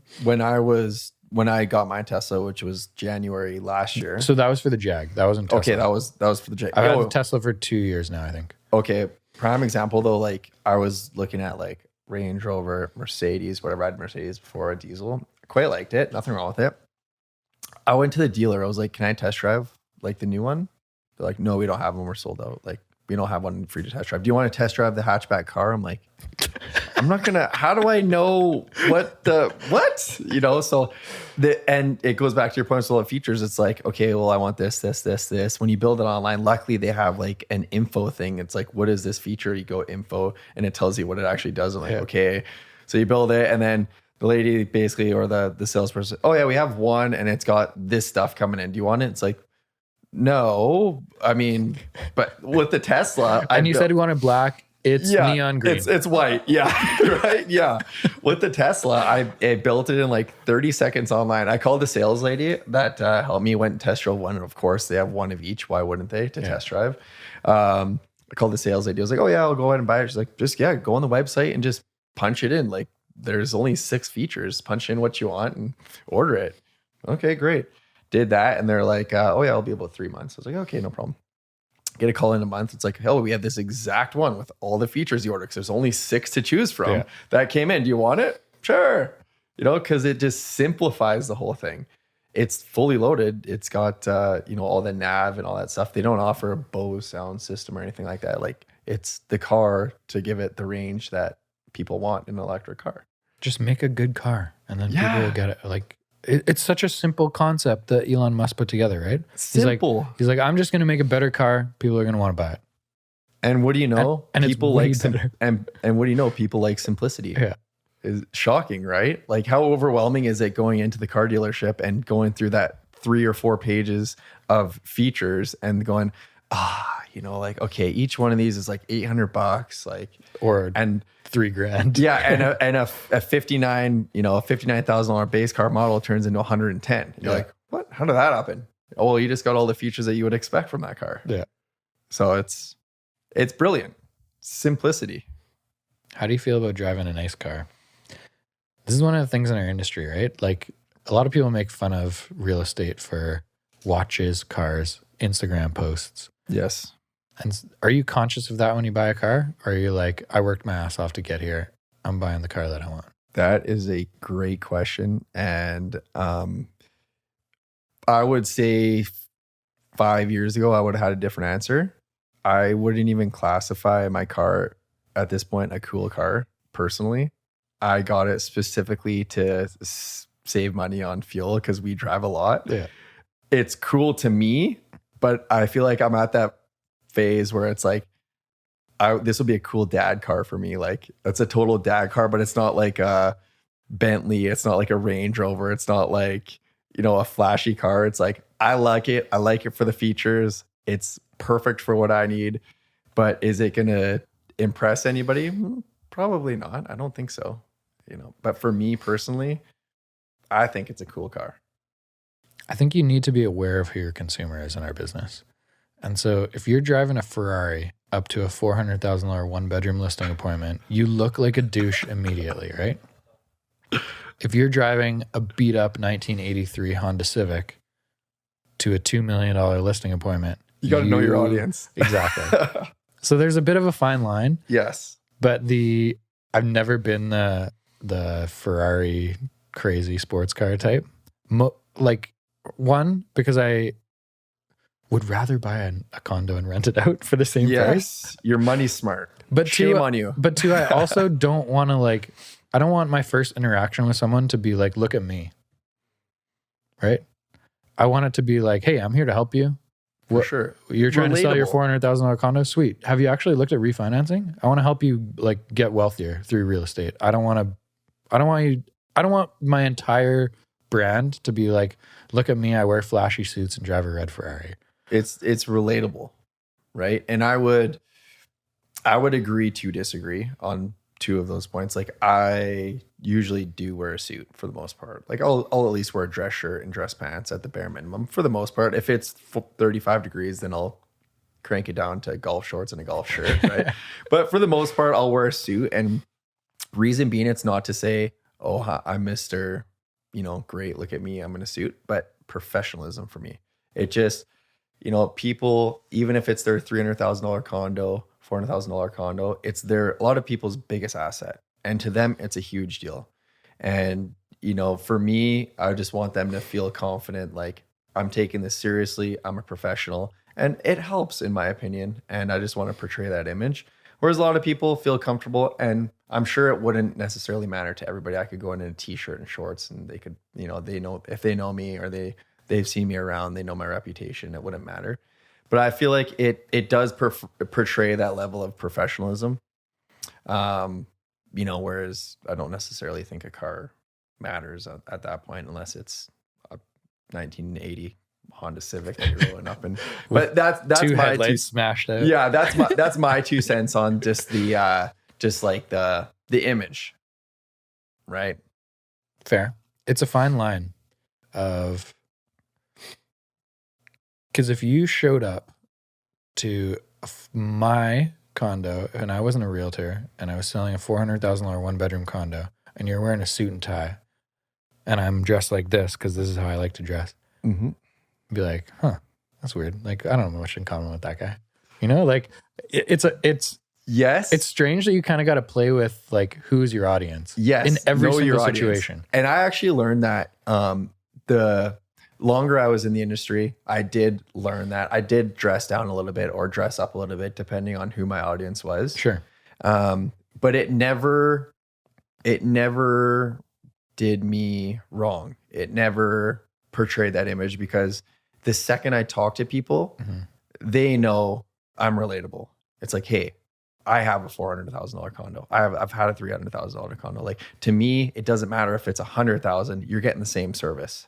Like, this is the most important thing to me, is getting you the most for your asset. Like, I feel like just talking to somebody, you can portray who you are, and wearing a suit maybe makes you look more professional and like you care more, maybe not.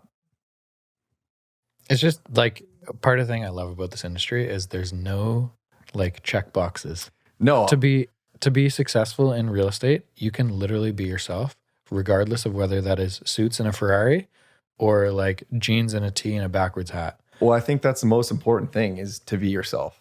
Because if you're not, I think the person, your client on the other side, will see it immediately. And it, like, one of my core values is trust, honesty. Like, if you're not being yourself, you're not being honest. And they'll see that right away. And it's not a good portrayal, right? I talk about this all the time, and like, yes, honesty is a good word, a good summary of it, but it's like, I want to be correct. And so what that means is not that I have an ego that like I'm telling people what to do, but it means in every situation, I want to be really honest with people.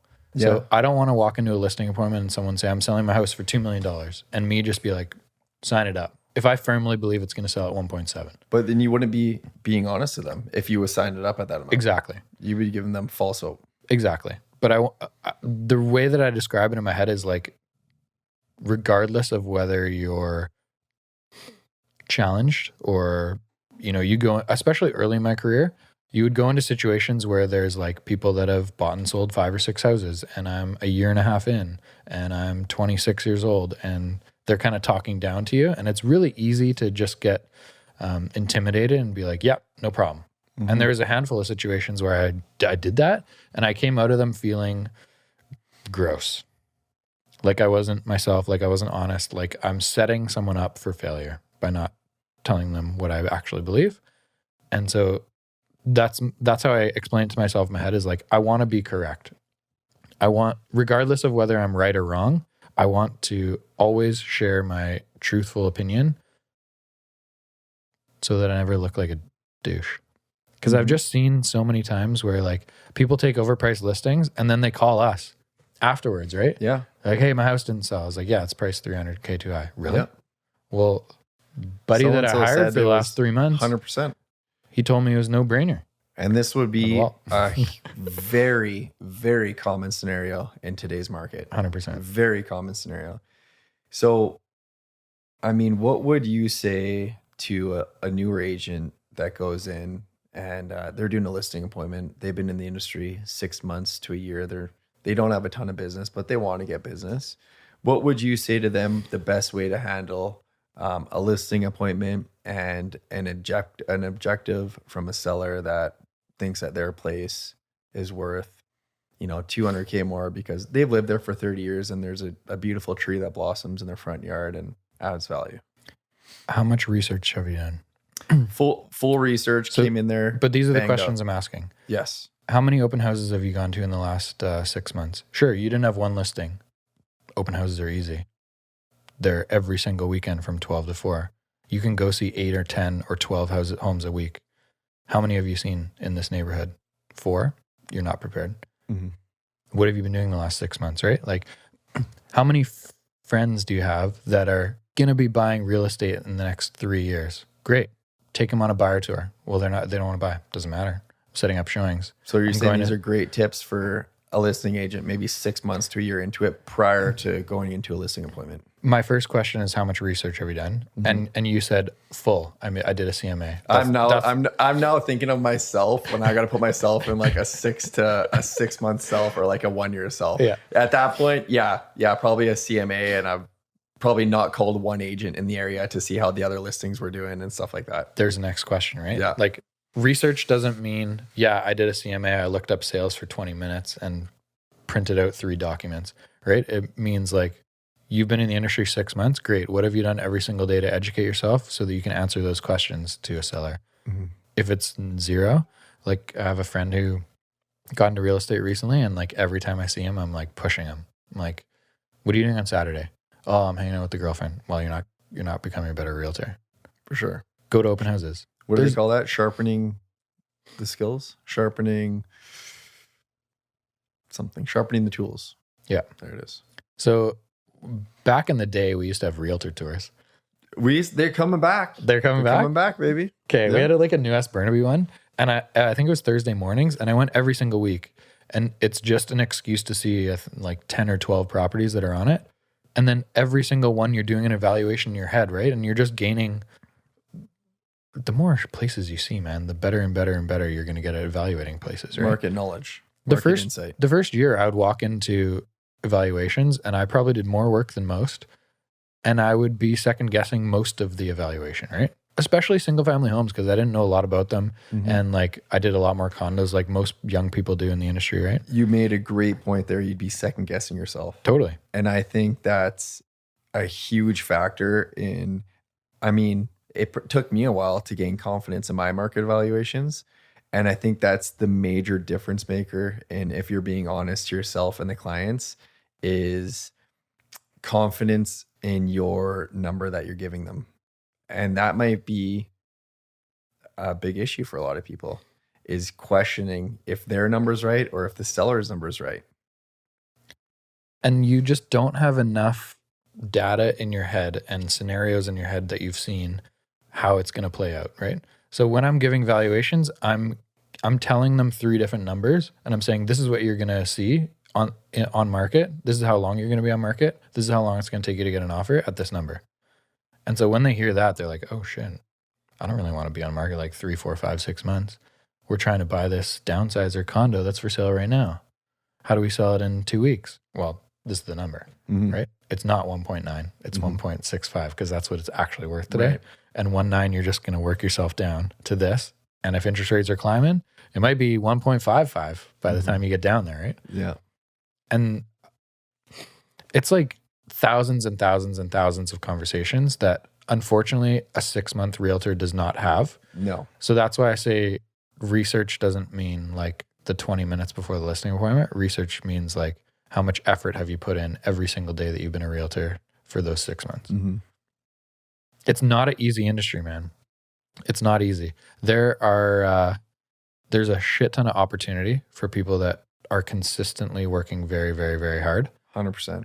It's not a 1 month thing. Like if you do a video on Instagram 30 days in a row and then stop doing it for the next 2 years, guess what? It's not going to work. Consistency is key. But if you do it every day for 5 years, yeah, it's going to result in some big things. It's not easy waking up every day, hungover, like whatever, not feeling good, not wanting to do it, getting busy, girlfriend wants to take you out for dinner, whatever. Like there's excuses after excuse after excuse. Guess what? The people that actually make it, that become successful, regardless of industry, it doesn't matter about real estate, but they're the ones that just like tune out the noise and are super consistent for a long period of time. We used to do the staging thing, and we rented a 3-car garage for about 4 years. And we had sofas and coffee tables and rugs and dining chairs and dining tables and patio furniture and everything. This is how we got busy, I think. Like we were so over the top with service and like extras. Yeah. And we used to just pile this shit in Jamie's truck and deliver it to different listings. And it would just be like on a photo, we'd have like 3 photo shoots in a day, and we just like unload the truck, pull it back out, go to the next one. Okay. Our patio, we had 2 sets of patio furniture, and it traveled around the Lower Mainland for 2 years. It must have been in like 40, 50, 60 I actually patios. think back in the day, I remember seeing Jamie and you like bringing one out and putting it on a patio. And I was thinking like, wow, these guys really put that much work. And it motivated me a little bit. And I started doing that too. Like I still to this day have a garage full of staging stuff because staging is so expensive. It's so expensive. Like, do you guys offer it with listings now, or?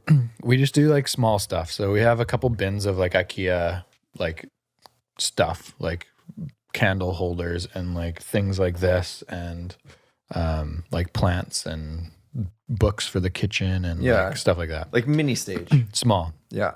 So we do like really light stuff, but in terms of full home staging, it's just too much time.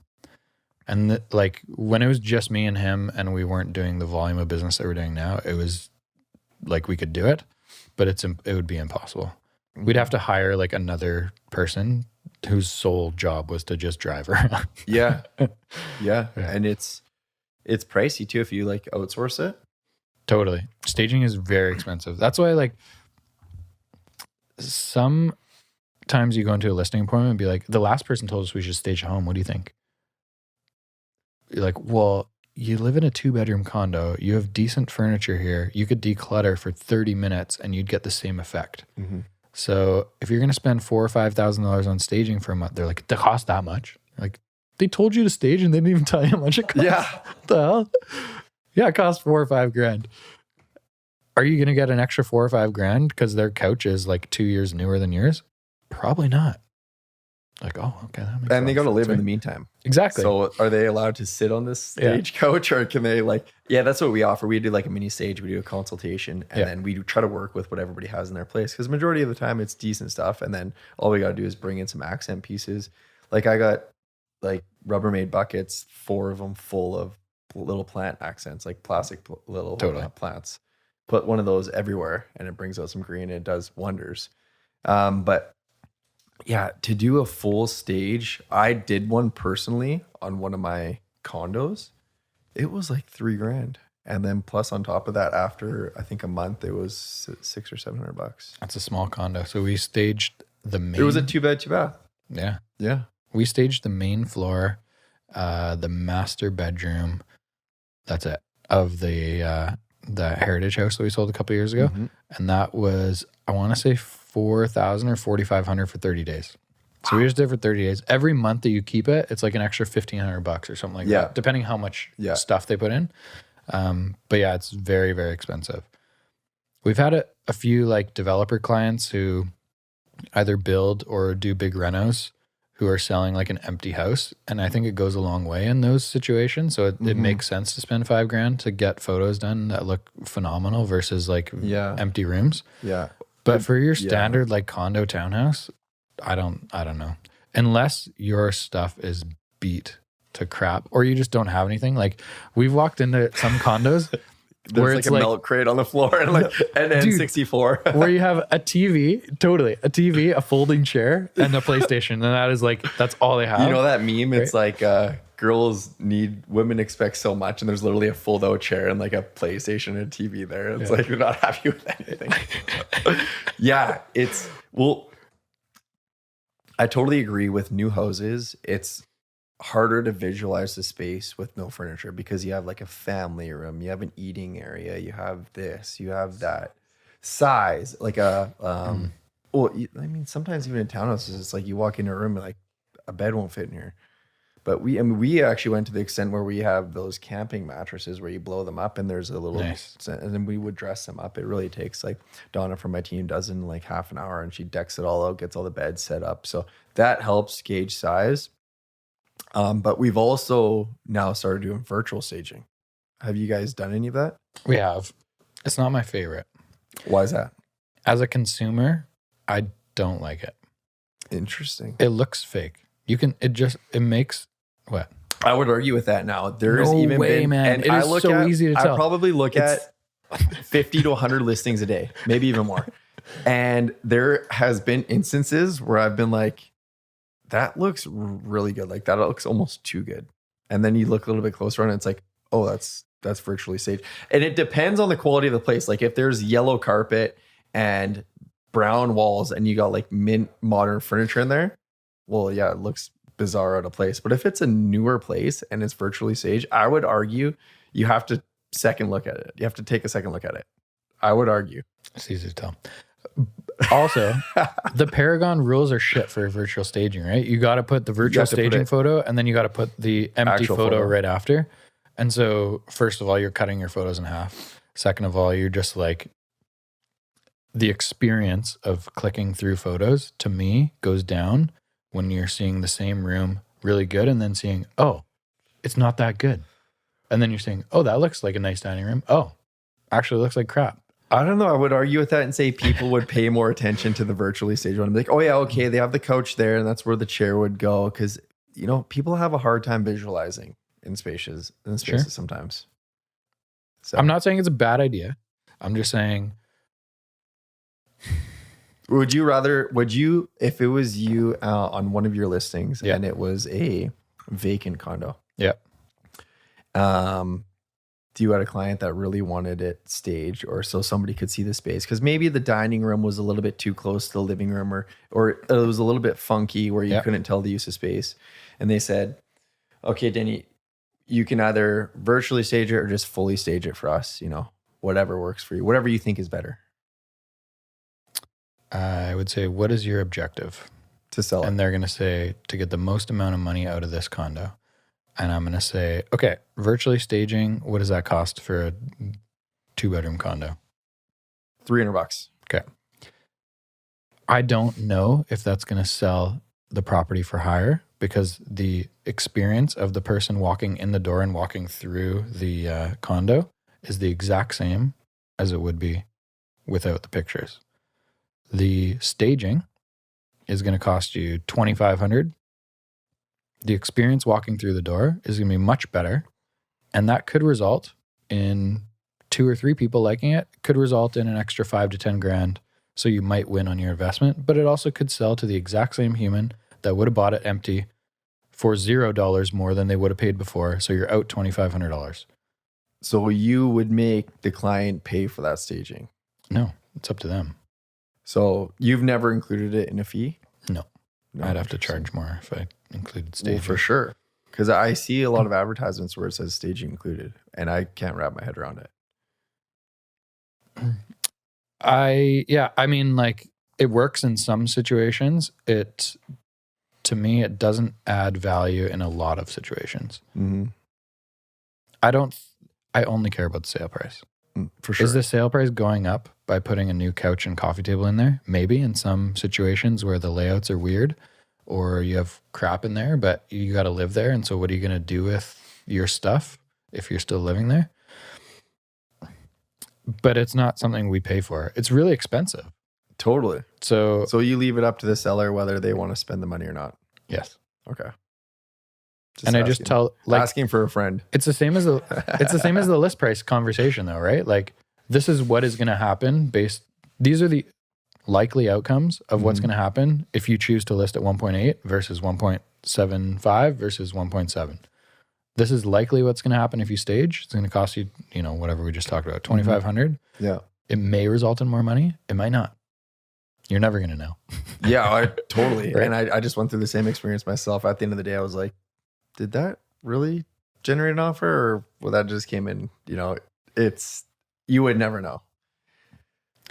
The standard 1-bedroom, 2-bedroom condo that has the rectangle layout with the living room and the dining room and the kitchen, I don't believe in spending $2,500 for a staging. You think people can visualize it?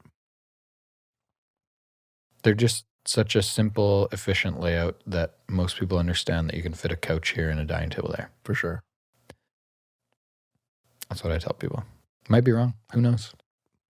Have you been wrong before, though? Absolutely. That was a trick question. I know you were saying before, like with realtors committing time to sharpen their tools and the craft, right? Like, how much have you seen in 6 months to be able to give a accurate analysis of a property or something like that? Yep. Now, how would you say that helps them in terms of creating a successful real estate career? Like, what would you say are people's biggest investments to spend time on money on for a longer period of time to help them become successful as a realtor? It's a different answer for everyone because they learn differently, right? Like, the way that I'm going to pick up information is probably different than you, is different than Carl. Carl maybe is a very hands-on person. Maybe I'm a listener type person. I just want to absorb information. Maybe someone else is a follower and they just want to like shadow someone for 3 months and just like pick up on the way that they speak to clients and like what they're pointing out in homes and things like that. Maybe it's you watching YouTube videos. Maybe it is whatever, sitting down with Carl for an hour every week and just asking him construction questions. Hey, this looks weird. What type of wiring is this? Like every home you go into, just take some photos. If you don't know what the hell it is. Man, I'm busy. Stop messaging me. Yeah. Good news is he hasn't told me that yet. Not yet, but I've given you the go ahead. You can. It's okay. At the beginning of your career, the thing that you have over me and Garry is you have more time, right? True. So spend your time learning. You don't like time or money, right?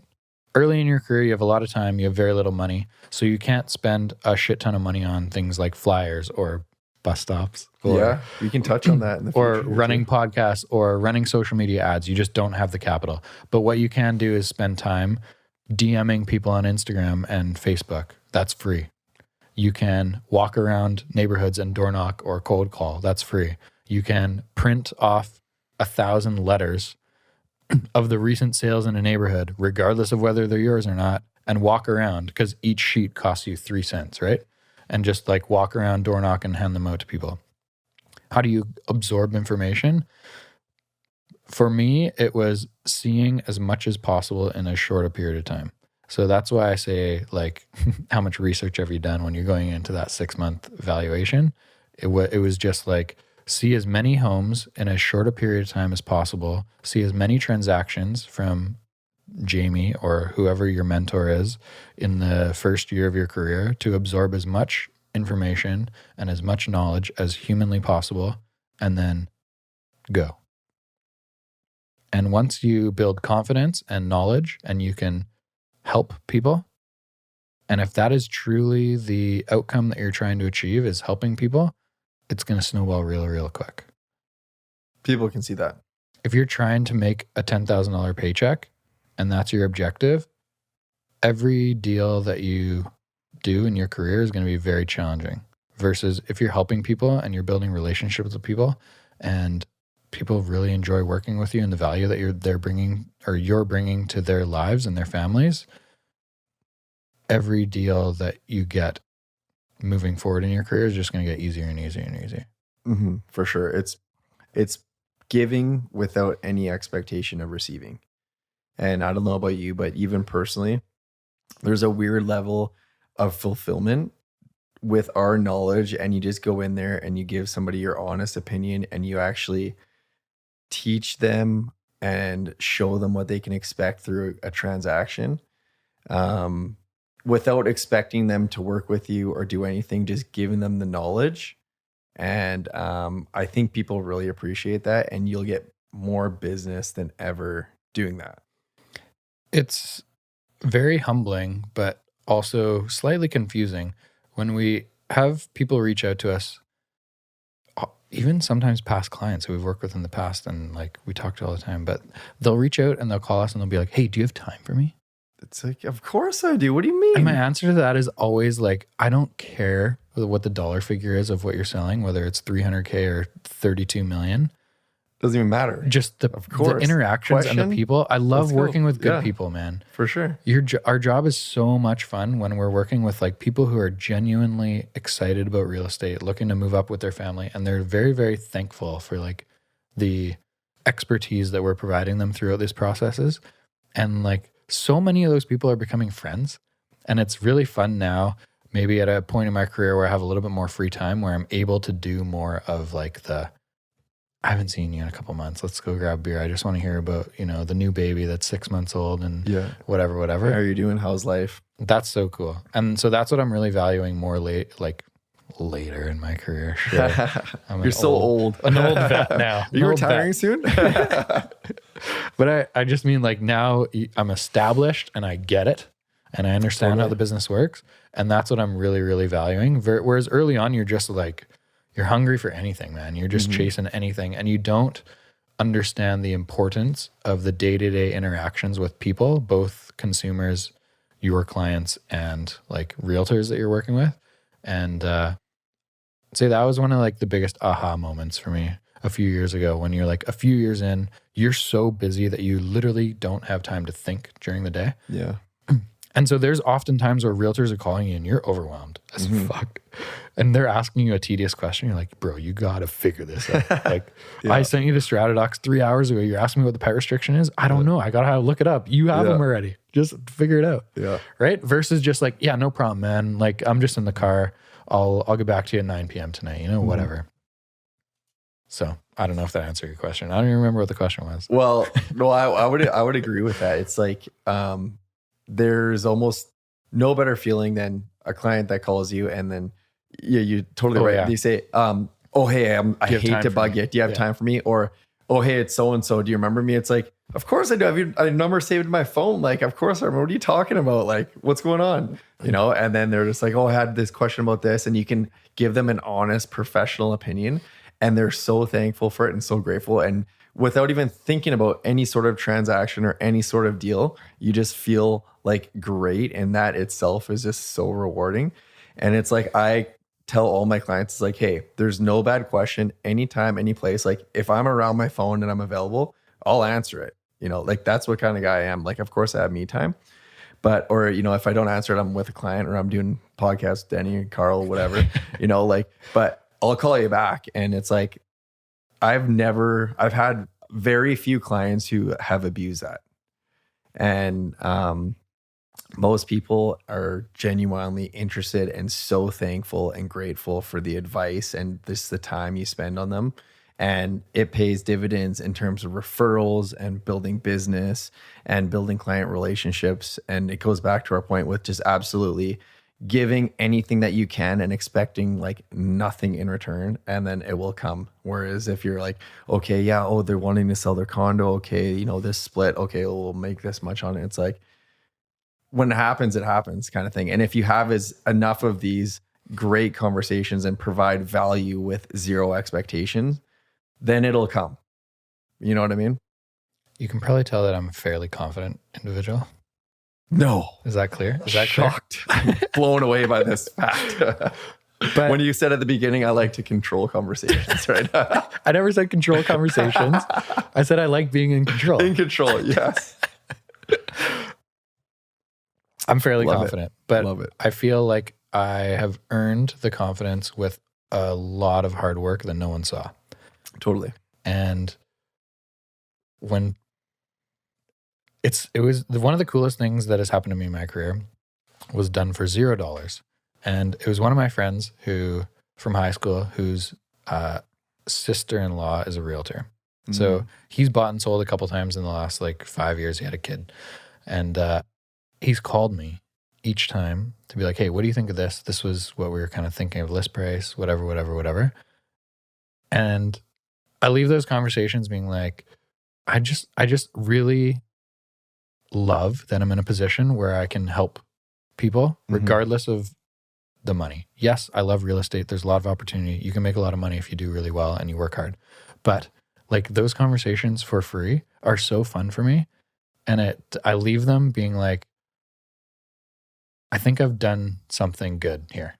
Meaning like I spent the last 7 years of my life working so many hours, seeing so many things that other people are understanding that, oh shit, this guy got really good at this thing. Mm-hmm.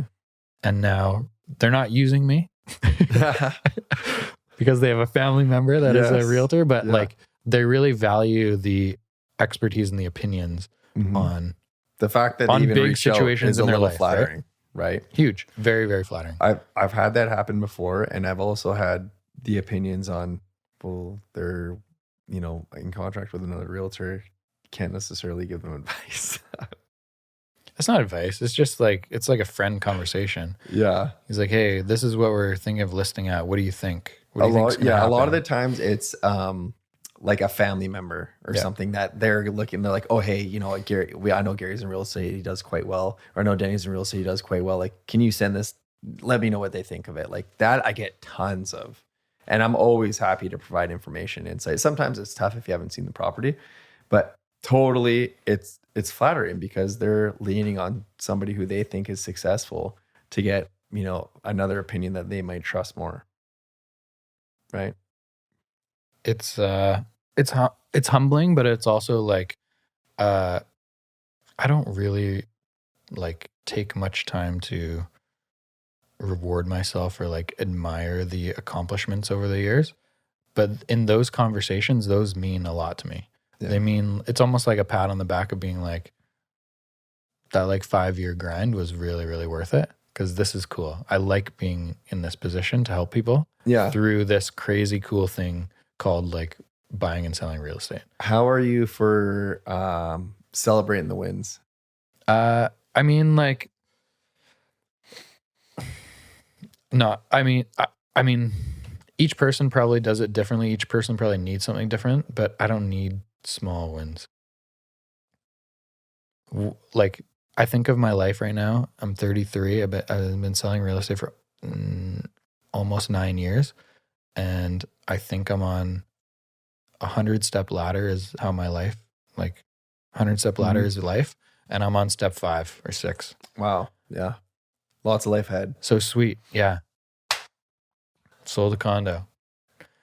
But like, there's more people out there to help. For sure. And there's a lot of consumers in Greater Vancouver that are getting absolutely screwed. And we saw that in 2021. Weekly. It pains me aggressively to see a home list in one of the busiest markets we've ever seen in Greater Vancouver for $400,000 under what it should sell for. And then it sells $50,000 over list price in 12 hours. And then you call the realtor and are we getting into this? They're blown away. Oh, they're like, you wouldn't believe I had 14 700 phone calls. 12 offers. Yeah. Well, you listed it $400K under market value. They're like, really? Well, the house sold last year on the street for like 1.6. Yeah, but one sold on the other street, and they're like, oh, is that street closed? Shall we quote the ever so famous "Who You Hire Matters"? Oh my God. Is it more important to hire?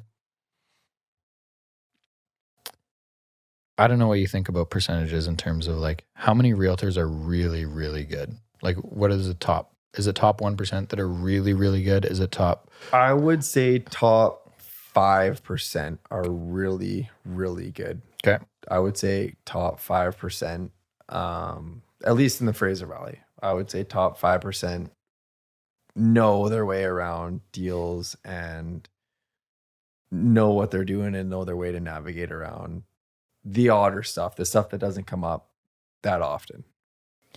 Have you heard my 3 levels of realtor? Yeah, you actually said on the podcast. Okay. Yes. So I'm talking about the rock stars, right? Yeah. I'm talking about the people that are getting out of every multiple offer situation, they're getting the absolute best.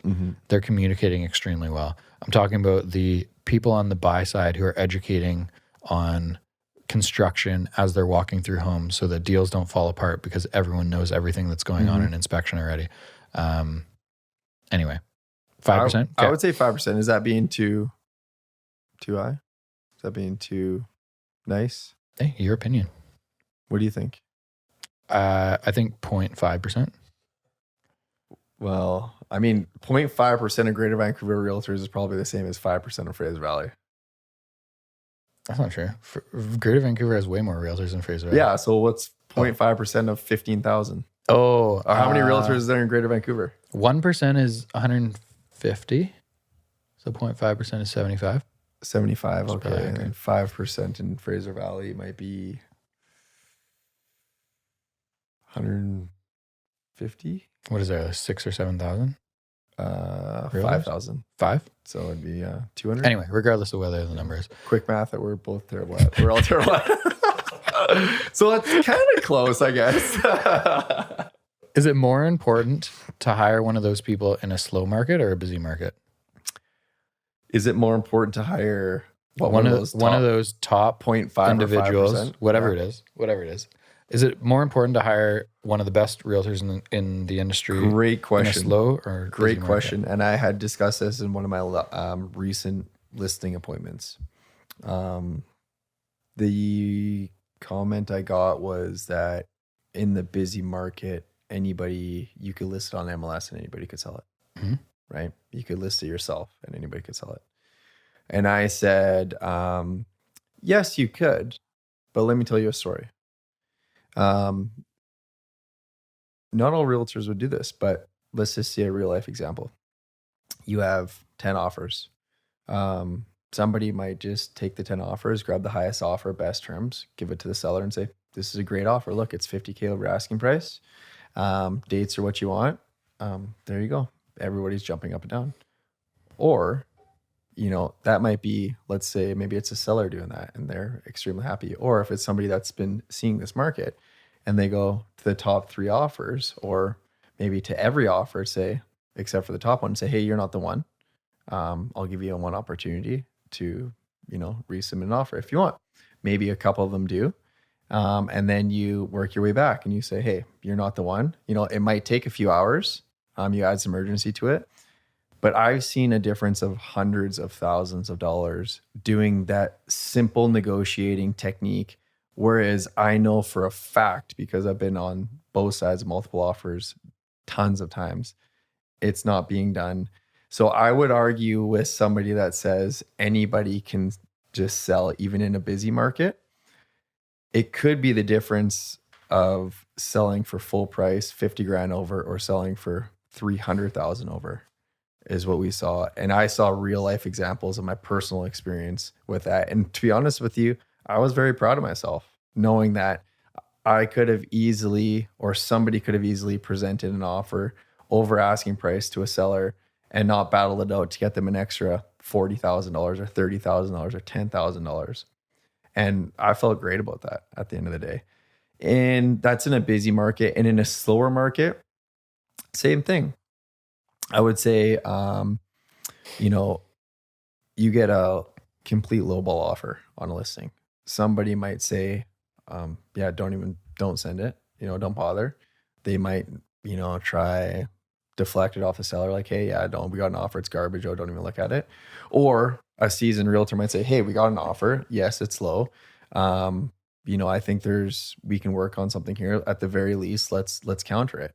Whereas if somebody with perhaps a little experience or whatnot might say, yeah, I know it's a terrible offer, like tell them to kick rocks. But I mean, in my every listing appointment, I say every sale starts with an offer. Just because it's a lowball offer, it doesn't mean they're not willing to go up. And I think that's where the top 0.5%, would differ from the remainder, is they would be like, hey, there could be a deal to be had in here. 1 in every 9 homes is only selling here. We have an offer. Like, let's see if we can put something together here that will make everybody happy. What's your opinion on it? That's a good answer. And I just want to preface my 0.5%. That does not mean the people that have the accolade of President's Club. 0.5%. How does the awards work in the Vancouver one? President's Club is top 1%. Okay. So if you're in the top 1% of sales transactions, you are in the President's Club and you get a funny little plaque. It doesn't mean anything in terms of being a good realtor. There are people in the President's Club in Greater Vancouver that are not good realtors. They have either... This is the thing about real estate, is there are a lot of different personalities that can do really well in real estate, some of which are charisma. It matters, right? You can be a really charismatic person, you can be best friends with everyone, and you can do 50 deals a year. That gets you in a President's Club. That doesn't mean you're a phenomenal realtor that's getting the best out of every situation and providing a ton of education through the process. So let me classify that. That's my classification of some of the 0.5% are not in the President's Club. Some of them do 25 deals a year, but they're phenomenal deals. Some of them do 150 and they do 150 because they are so good at what they do and everyone wants to work with them. I say both. So is it more important to hire a good realtor in a slow market or busy market? Both. On one side, you're going to get more money. There's going to be a financial gain of hiring a really good realtor in a busy market by exactly what Garry said.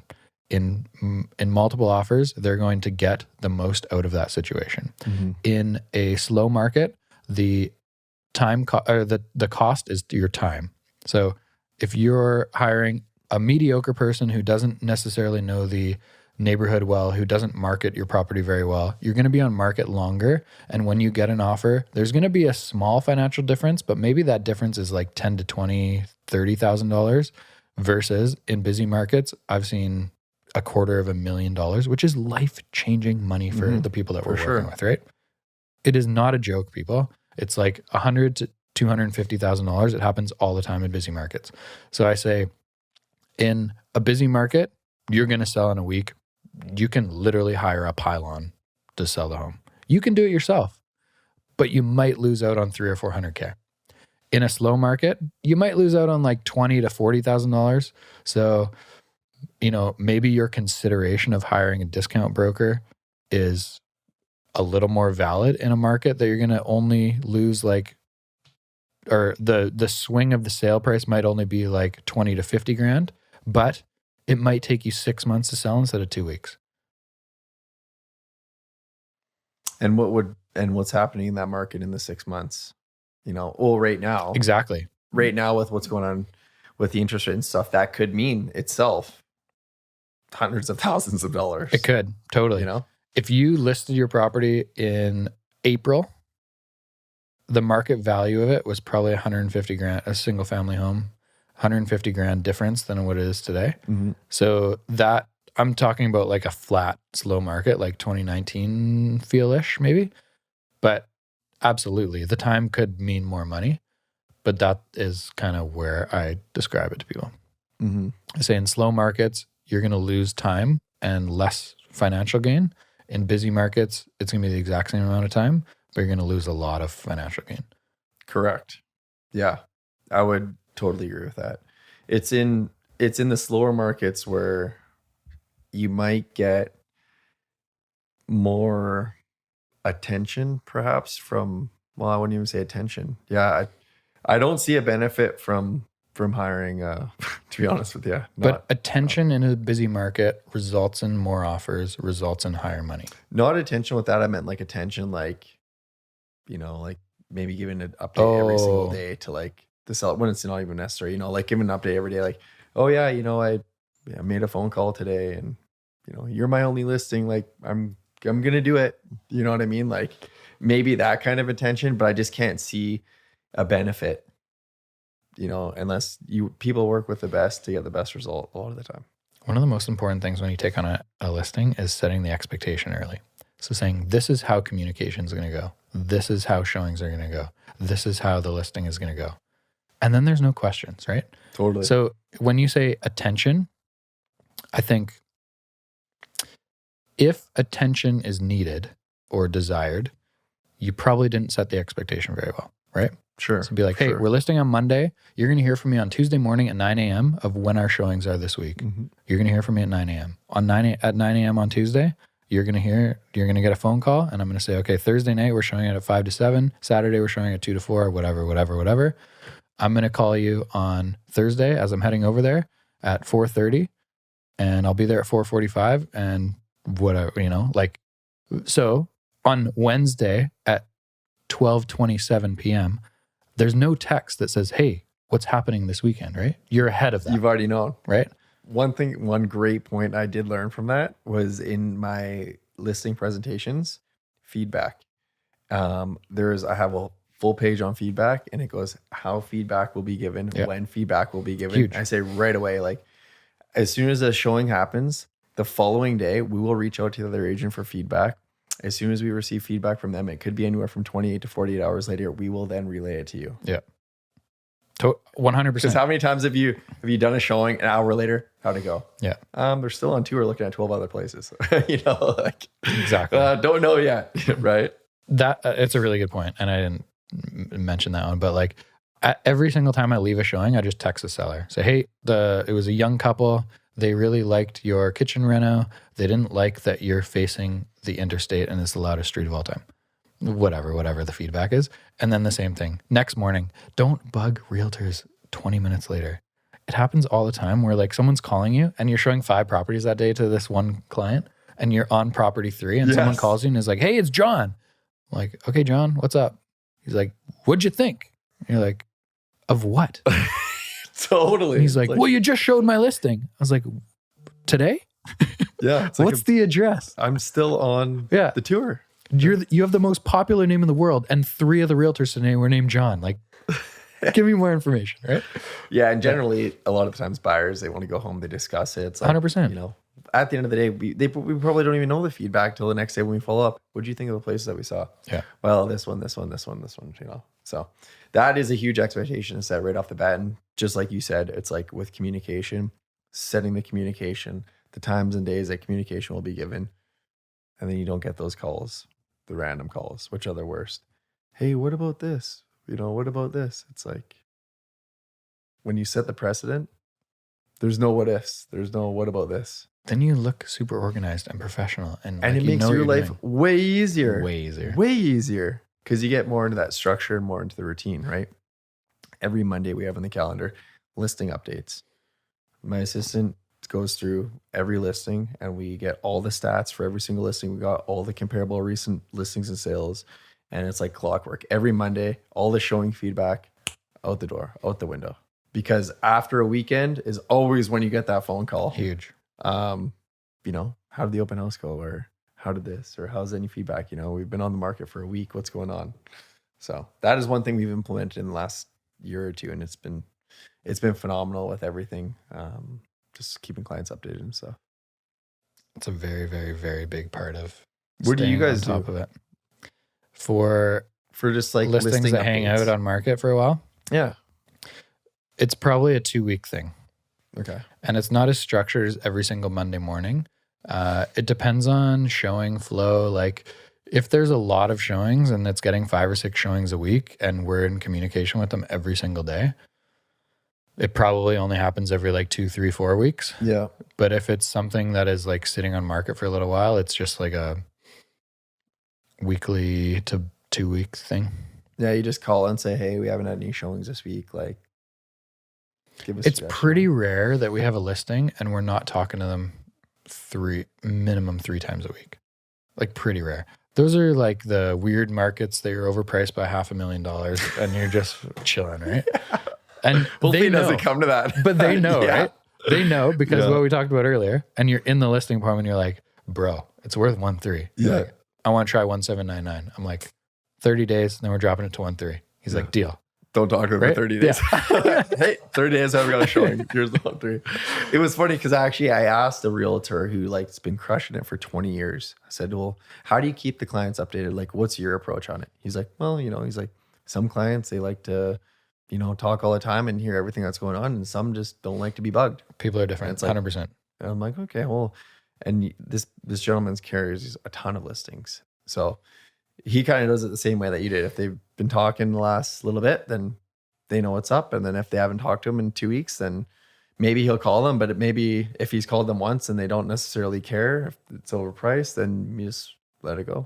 I firmly believe communication needs to be altered based on how the person is going to hear it. I heard this really cool quote a couple years ago that said, communication is not what you say, it's how the other person hears it. Mm-hmm. So I try to think of that when I'm like, for example, giving feedback, communication, like how much does this person want to be communicated with? What are they going to think is important? And if you can tell that they're the older couple that has lived in the home for 30 years, that hasn't done this for a long, long, long time, and if you don't talk to them for 24 hours, they think it's a year. Yeah. Right? Then you need to be more in communication For with sure. them. Versus the young couple that's like, yeah, we're thinking of upsizing. Let's just give it a shot. And you're like, okay. And you don't talk to them for 3 days, and then you message them, and they're so thankful that you messaged them. Like, oh, wow, you took the time out of your day to like message us? Yeah. Oh my God.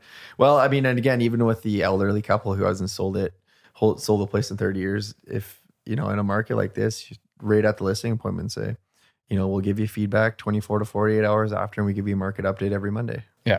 Then they know what to expect. 100%. Yeah. Okay, let's wrap up. I want you to end with telling me, you can pick funny, embarrassing, or good story from your first year. Oh, yeah. Let me see. As soon as I said first year, there's probably 25 things that went through your mind. Yeah, the first year. Funny, embarrassing, or what was the last one? Whatever. Like a really good story, a hilarious story. There was, in my first year of real estate, I actually didn't work for my first year of real estate. I didn't work it full time, but my first full-time year of real estate was showing a house in Surrey, and basically lockbox, going through the house, doing a tour, and big ensuite and stuff. No one's home. Knocking on the doors. Nope, nobody. Walk into the ensuite bathroom. Someone's taking a shower. And I'm like, whoa, what's going on? The homeowner completely forgot there was a showing. He's like, oh no, my realtor didn't tell me. And I'm just like, oh shit. Like with my clients and stuff, we're like, well, do we continue to show the rest of the house? Or I'm like, that was kind of weird. And anyway, yeah, the guy basically came out in a towel, and he was just like, oh yeah. You guys continue to look around. But that was a shock for being the first year full time in real estate. That was quite a shocker. And then as the years went on, more of that stuff continued. Opening doors, people sleeping. I'm sure you've had it too. Yeah. Opening doors and people are sleeping in bed, and you're like, oh, sorry. And they go, oh, my realtor didn't tell me there's a showing. So stuff like that was pretty funny. And there's never a dull moment in real estate, as you probably know. Never a dull moment. But that was one story that will always resonate with me. Walking in, someone's having a shower in a house that I was showing, and just not knowing what the hell to do at that point. It kind of felt like you were breaking and entering. Right? It's like, oh, it's a real strange thing, right? Because realtors forget. So when there's showings booked and they don't tell the homeowner, and you just walk in, like I try to knock at least twice every single time I go into someone's house if it's a lockbox, just to make sure. Because it's happened a few times to me too, where like you go in and it's a tenanted home, and then you're like walking around the kitchen, then you go upstairs and you open bedroom 1. You're like, oh shit, someone's sleeping there. Yeah. And then you go into bedroom 2, and you're like, oh shit, someone's sleeping there too. And you're like, I think we should probably leave. Yeah. Well, I've had that on tenanted properties like many times. It's like you open the door, it's like, oh, there's just a guy sleeping there. And then like, you alive or are you dead? Yeah. Like, They didn't hear me. Okay, Quick, let's get out. Yeah. In a room 2, another person sleeping there. Okay, it's 12 in the afternoon. What's going on here? Like, so yeah, never a dull moment in real estate. There's just been so much crazy crap that's happened over the years. That's one that does resonate with me in my first year. House in Surrey, guy in the shower, not knowing what the hell to do. Did you solicit him? Did you pick him up? No, Or was he the homeowner? No, he was a homeowner. Oh, okay. Yeah, I thought he was a tenant. If No, he he was a tenant. was Hey, a bro, homeowner. you got to get out of these tenant properties, Yeah, man. yeah. Let's find you a condo. No, he was a homeowner. And when he came out, he was just like totally ready to show us a place in a towel. And I was like, okay. I mean, do you want to step out or get changed or? He's no. No. Let me show you my billiard table. Yeah. Yeah. So, yeah, never a dull moment. I want to hear one from yours though. There's a few funny photos. So the first headshot I ever did was me and Jamie go to Pier Park in New West, and he just says, wear a suit, we're doing headshots. I said, okay. So I put on this suit. This is the only suit I own. It's from grade 12 grad. So at that time I was 24. So I was like 6-7 years old, and style had changed. This was like slightly baggy, Like black, the basketball suit. black Yes. with pinstripes. Love it. Yeah. So a total NBA draft suit. Love it. 100%. Yes, 100%. That's probably where I got the idea for grad from, actually. So we're walking through Pier Park trying to find it. And Jamie's got this like poster board wrapped up, a white poster board under his arm, walking through Pier Park like this. And then the camera in the other hand. And he had a pretty good camera, actually. And he sets up this tripod and he's like, just hold this under your face. It's like, what? He's like, trust me, it'll take away the shadows. And so I'm holding this thing. Camera on a tripod. He had the camera on a tripod. I'm Like with a holding timer? this white construction paper facing the sun, right? So the sun is beaming, like Yes. reflecting straight off the thing into my eyes. Carl probably knows this is very good. Something for good visual camera. Yeah. So I'm staring into the sun, basically, because the sun is reflecting off the white construction board. And I'm like trying to smile, but I'm trying so hard to keep my eyes open. And he's like, bro, you're squinting. And I was like, yeah, no shit, man. Staring straight into the biggest star on the planet. Man, so that was our first headshots. And we have some photos from that headshot day, man, that just gets circulated through our team every year or two, just as a big joke. Because Jamie looks like Jesus. He had this Jesus phase where he grew out his hair so it was past his shoulders, and he had this beard that was probably like 4 or 5 inches off his face. And so he looks like that. I'm wearing this suit that is 9 sizes too big. Wow. Squinting. Love it. And was this a legitimate photo shoot or was this like a prank? Oh no, those are our headshots for 12 months. Yes. Yeah, seriously. I would have paid to be in the park at that time to witness that tripod being set up with a timer on it and you guys holding up that paper and the sun beaming in your face. I would have paid to see that. I'm going to find it. I'm pretty sure we were talking about the photo pretty recently. Oh, here it is. Let's see this. Wow. He does look like Jesus. Where's the white paper? It's on the floor at this point because that was my personal headshot. So I was holding the thing like this, and then we set up the tripod to do like a team shot, and so we couldn't hold the paper. I love how Jamie's got 2 buttons done up on his blazer, and you do too. Actually, you guys don't look that bad, man. You guys look pretty sharp. Thank you. Not bad at all. I love the double button though. Would you pull off the double button at this time? No. Okay. That was a old thing. All right. Let's say see you later. Love it. Well, thanks for having me on, buddy. I had a blast. You're a good dude.